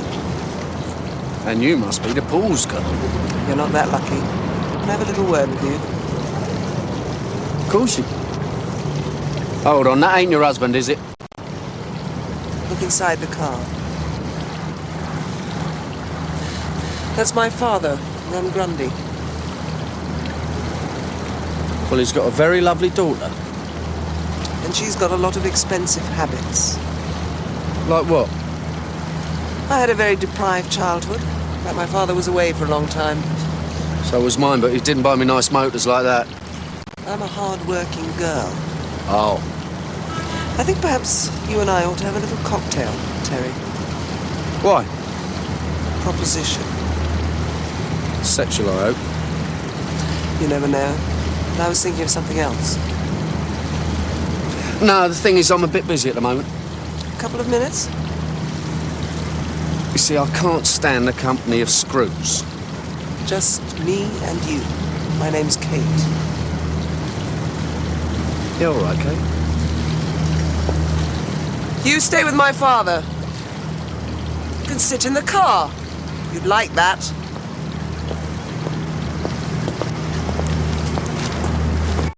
So. No, I'll get it. How much? £1.52, please, sir. There you go. So.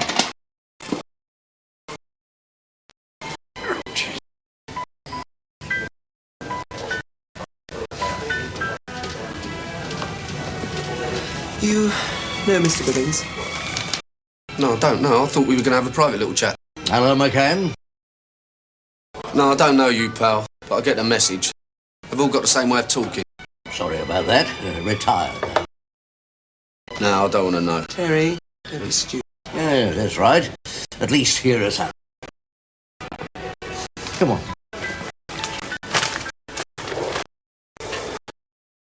All right, I'm sitting comfortably. Begin. Yeah. You're not a friend of Ernie Dodd's, are you? I mean, you don't owe him anything. Different generation. And what'll you get, a monkey? An Arthur, a grand, maybe? Services rendered. We're talking about real money. You gonna nick his dough? Not nick. There's plenty enough for everybody. My dad didn't get a penny and he was on the job. And what about you, mister? Billings is the name. Well, you could say I was associated with him. And Super Screw out there? A junior partner. He's very close to Ernie. Well, what we've got here is more like a consortium. Oh, like one of them big oil companies, eh? Oh, sort of. We're exploring for money. Why don't you just leave him alone? He's done his time, hasn't he? I'm surprised about you, Terry. You could be a rich man. Oh, how's that? You could be the man on the inside. I could be the man right inside. Thieving from a thief. You're a right little charmer, aren't you? Gonna make a lovely mum. Terry, don't be an idiot. We're going to get that money one way or another. If you're around, it just makes it more difficult, that's all. That's all. What are you gonna do? There are 4 of us. What, 2 old age pensioners? You, Super Screw? Oh, we're surrounded, are we? Terry. Get on the right side. Your side? Yeah. Here's my number. We don't need the others. Yeah, you're a right little fighter, aren't you? When you call me? Got your number, haven't I?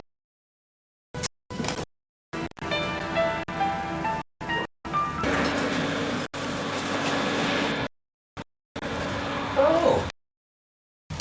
Knocked him up while you waited, did they? Well, I obviously had to get the best gear, didn't I? You having a little Moriarty?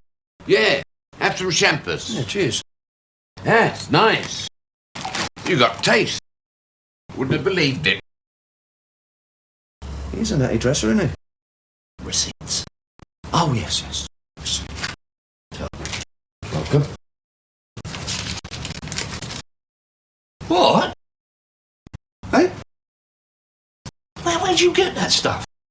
Liberties. You can say that again. Well, you said yourself. Top man, isn't he? Pyjamas?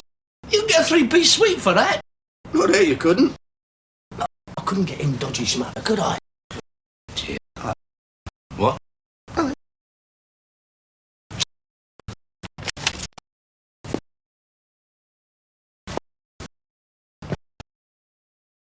Here we are, then.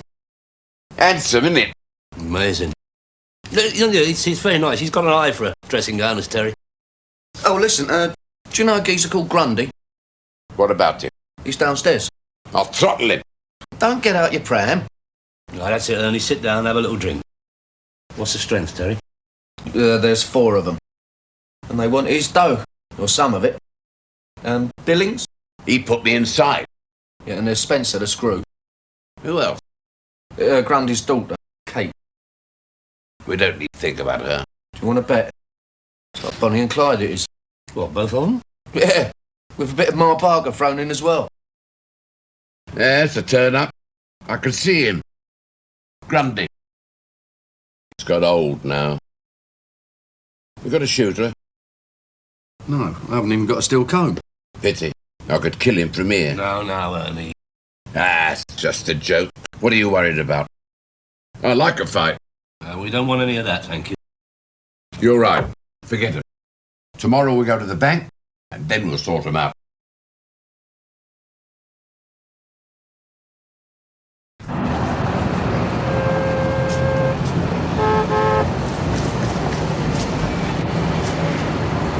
What's happened to old Mr. Knight? Oh, he retired a few years ago. Now, I understand from my clerk that you used to have a deposit account here. That's right, I still have. AG 273341. Yeah, well, there might be a slight misunderstanding. I'll just check the figures. Oh, yes. Money in the bank, as they say. Prudence, Terence. That is the name of the game. Nice little nest egg. With the money you get me, I can't even afford an Easter egg. Well, if you will go clubbing and birding all the time. Hey? Well, I mean, Paul Getty didn't go gallivanting round his manor, did he? He was in his room looking at paintings, reading books. Telephoning his bank manager, buying an oil well. Have your own bank. Yeah, I mean, look at this. Look, they even arrange your traveller's checks for you. I take those in Bognor. You may scoff, my son, but if you have a bank account, you have respect. Nice checkbook, a little bit of plastic. And how come you never take checks, eh? How come it's always got to be cash, money in the hand? Because that is business. Everyone knows that, don't they? Bit of your folding green stuff. I am talking about status, Terry. I mean, look, can you beat that? We are even open when we are closed. That is handy, isn't it? Well, sir, unless our records are wrong, and I'm pretty sure about our records, apparently you closed the account in 1975. Close the account? What the hell are you talking about? Well, as I say, in 1975... I don't want to know anything about 1975. I've never taken a bloody penny out of this account. But the clerk has just looked at the records. Records? 126 grand. All right, Mr. Graham, just wait a minute. Check the figures again. AG. Oh, no, look, that is marvellous. They even have branches where you can drive in and get your dough without getting out your motor. Takeaway. Cash and carry, innit? It's handy, that. Don't even need a good wheels man, do you? No, that is what I call consumer service. What about the punters who ain't got a car? Punters who ain't got... People like that shouldn't have bank accounts in the first place, should they? As I said before, we're talking about status. I'm quite sure there's been no irregularity. I put all my money in your bank, right? Now you told me it's gone. So somebody must have nicked it. Did you say nicked? Yes, nicked. Well, if that's the case, we must call the police. No, I don't like the police. Oh, really? Why? When did old Mr. Knight retire? I hope you're not suggesting... But was it about the time when I terminated my account with this bank? Mr. Knight was a fine servant of the bank. Was? Well, he died 2 years ago on a golfing holiday in Portugal. I could give that a bit of credit. Thieves! Thieves, you people! You're bent! Thieves, a lot of him! Thieves, bent! The whole lot of him! Ernie! He forgot to sign his standing order. What's the matter, Ernie? They've turned me over! Ooh! They've done me like a kipper, I tell you! Ooh, not the bank. Banks don't do things like that. They bloody well do! Look, just simmer down and get in the motor, all right? All right? Look. I've gone off you again. Sorry. Don't let them get away. No, hold on. This is no time for a conference. Just a minute. No, he's had a bit of a shock. We all have. Got it? Hundreds of them. What? Knights. Bloody knights. What were you going to do anyway? Find the widow. And then what? Say, excuse me, did your husband die 2 years ago, and did he say anything about a pot of paint? You got a better idea?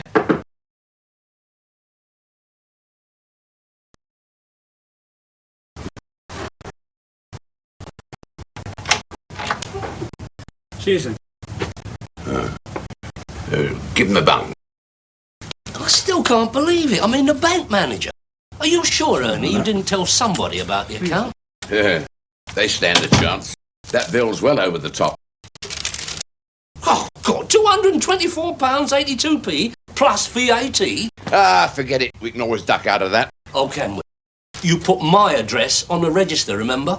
Ah, well, it's not all that. I mean, it's not all that. £224? 82p plus. Don't you start. That's flat. I don't care. From now on, I'll be drinking bathwater. This is all down to me, isn't it? Don't worry, you'll get it back. Hey, look, just a minute. Look, all bets are cancelled. Don't touch that thing. Do you know what it costs to use a dog and bone here? You could have a week in Brighton for just dialing Tim. Terence, retrieve the instrument. Oh, sorry, son. For once, Arthur's right. He certainly is. Now, I suggest you pack up your expensive pyjamas, courtesy of Big Spender Terry, and all the other gear, and we move out of this deluxe establishment into some humbler gap. And where do you suggest? His little place. My... Oh, no. No, I'm sorry, no. I've got a bit of...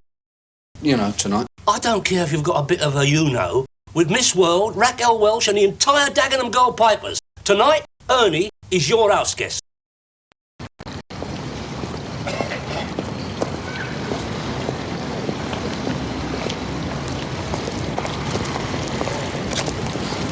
Grundy!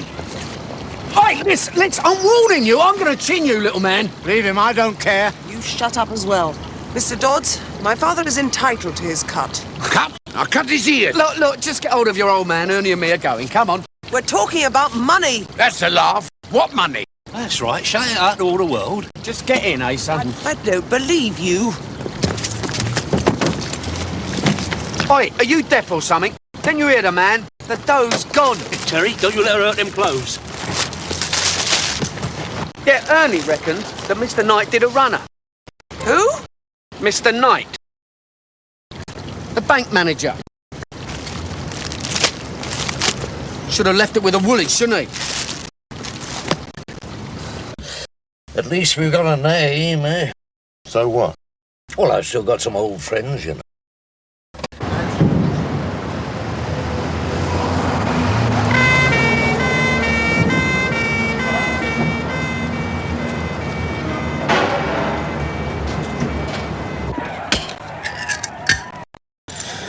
Want to go out later? No. What, down the boozer? Got any books? Yeah, I've got a few paperbacks floating about. Natural history? No, I ain't got any of that. Best crimes of the century. You trying to be funny? Yeah. Here you go. Grub.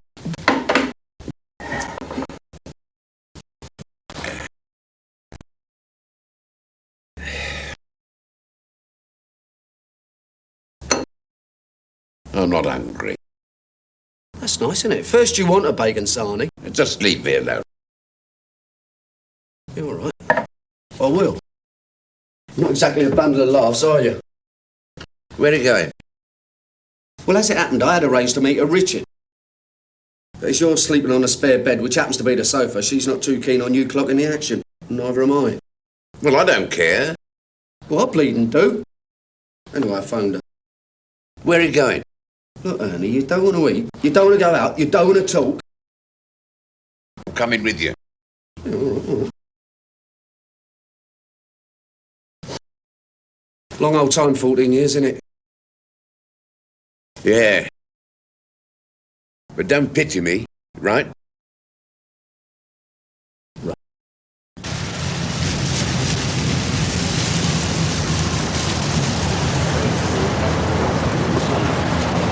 Music comes inside, you go out. Get it, I'll forget it. Now, you're going to behave yourself, aren't you? Yes? You didn't phone. About what? Wheels within wheels. Do what? Can we have a chat, Mr. Dodds?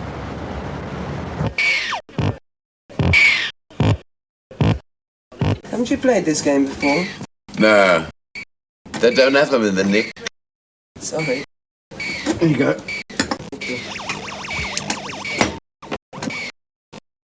Hope you're not playing for money, because he ain't got any.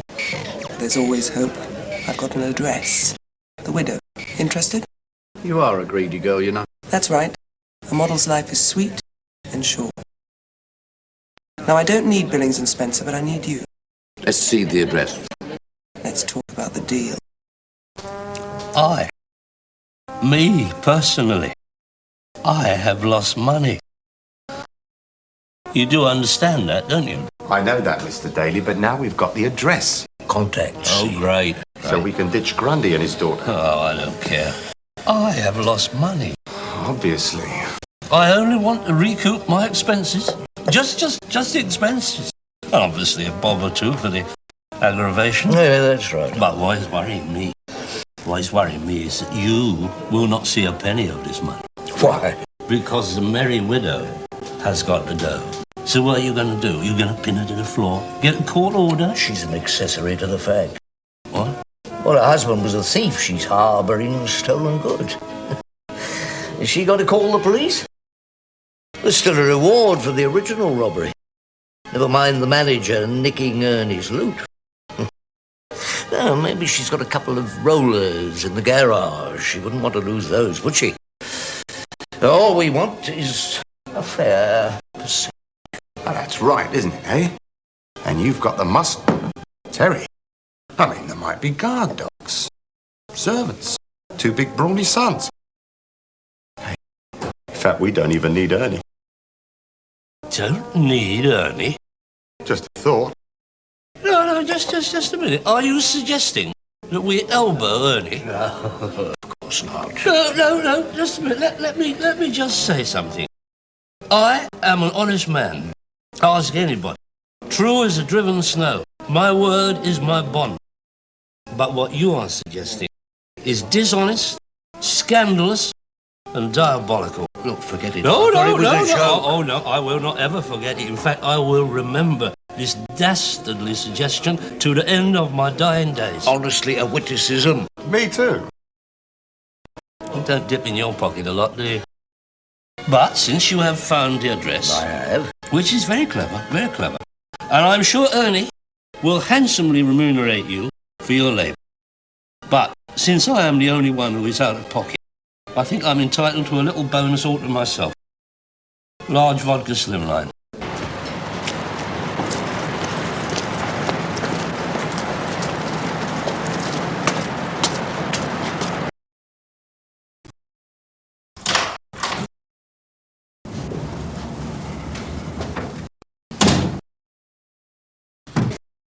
Don't start that! Then go, I'll handle him and you and all! Listen, you two. Grass! Super grass! Will you shut up? Not me, grass, me! God, I've got 2 geriatric hooligans on my hands. You want to know the truth? They had me in the nick 12 times and never said a word, right? Had no evidence against me. I could have chopped you any day. Look, both of you, calm down. We'll just stand still and be quiet, right? That's better. And we're going to the flat and talk about it. Go on, get in there and behave yourself. Got neighbours. You never contacted me. Well, I was very busy at the time, and it is my dough. I don't want any. You did your bird, it's yours.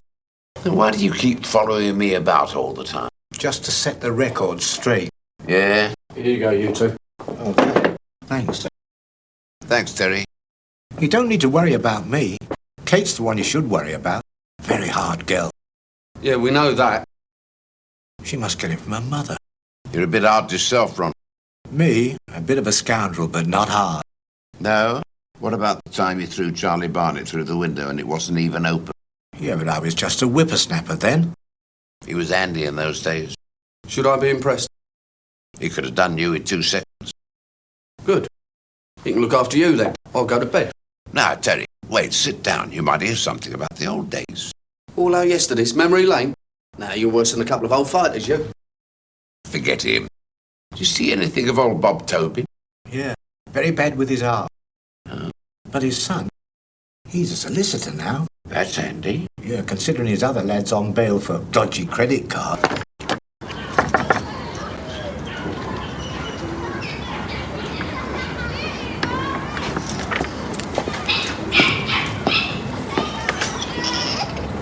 Your husband stole my money. I'm sure he didn't. He did, missus. Absolutely true. Well, he never said anything about it. Well, he wouldn't, would he? But I bet he left a tiny sum. Charles. Oh, dear. Hardly a penny. I'm afraid my Charles was a dreamer. What's that mean? Oh, wonderful schemes. Scatterbrain sort of things. A mink farm in Scotland. They all escaped. Yeah, then what? Hotel in Ireland. Yeah, don't tell me.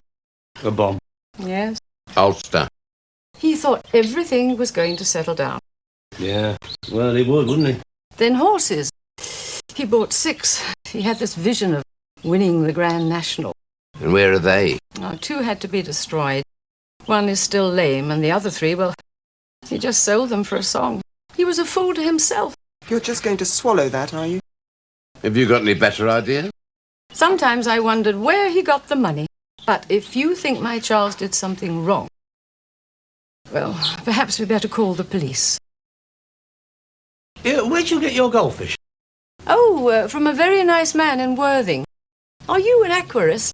No, but I dabble a bit. She's conning you. I want my wages. I gave you enough favours. I didn't think it was from the goodness of your heart. Spencer, just shut up. You don't care, do you? You're old. You don't need the money. Well, I do. You look very good in the Sunday papers.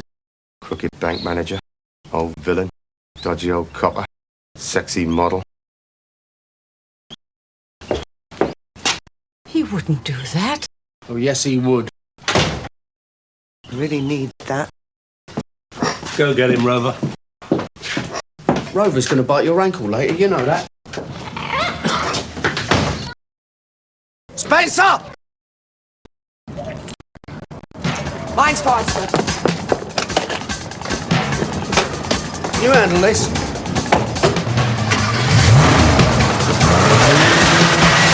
My man will take care of the situation. Well, Mrs. Knight, it seems you have a new partner.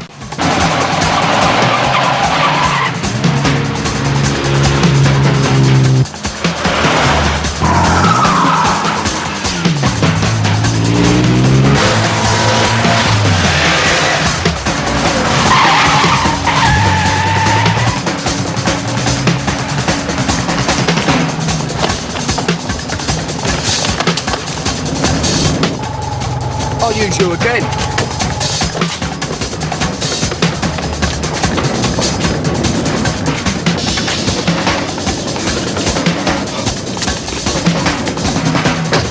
Face up!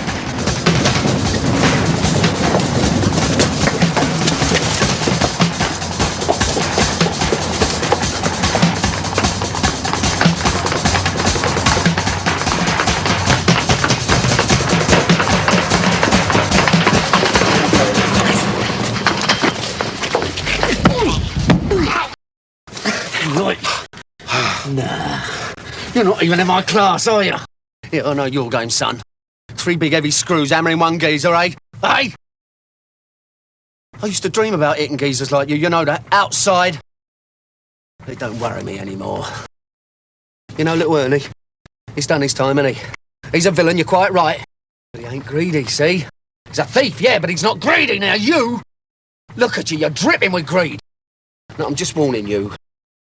You talk to the papers, and I'm going to find you.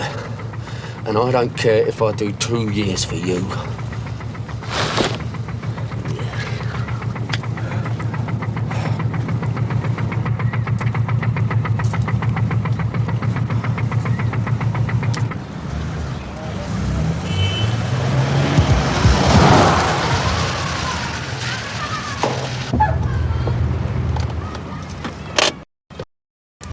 Thanks. You don't really like me, do you? I like some of you. Well, you got my number anyway. No, I think I lost that. Oh, well, in that case... Yeah. I'll see you around. Be lucky.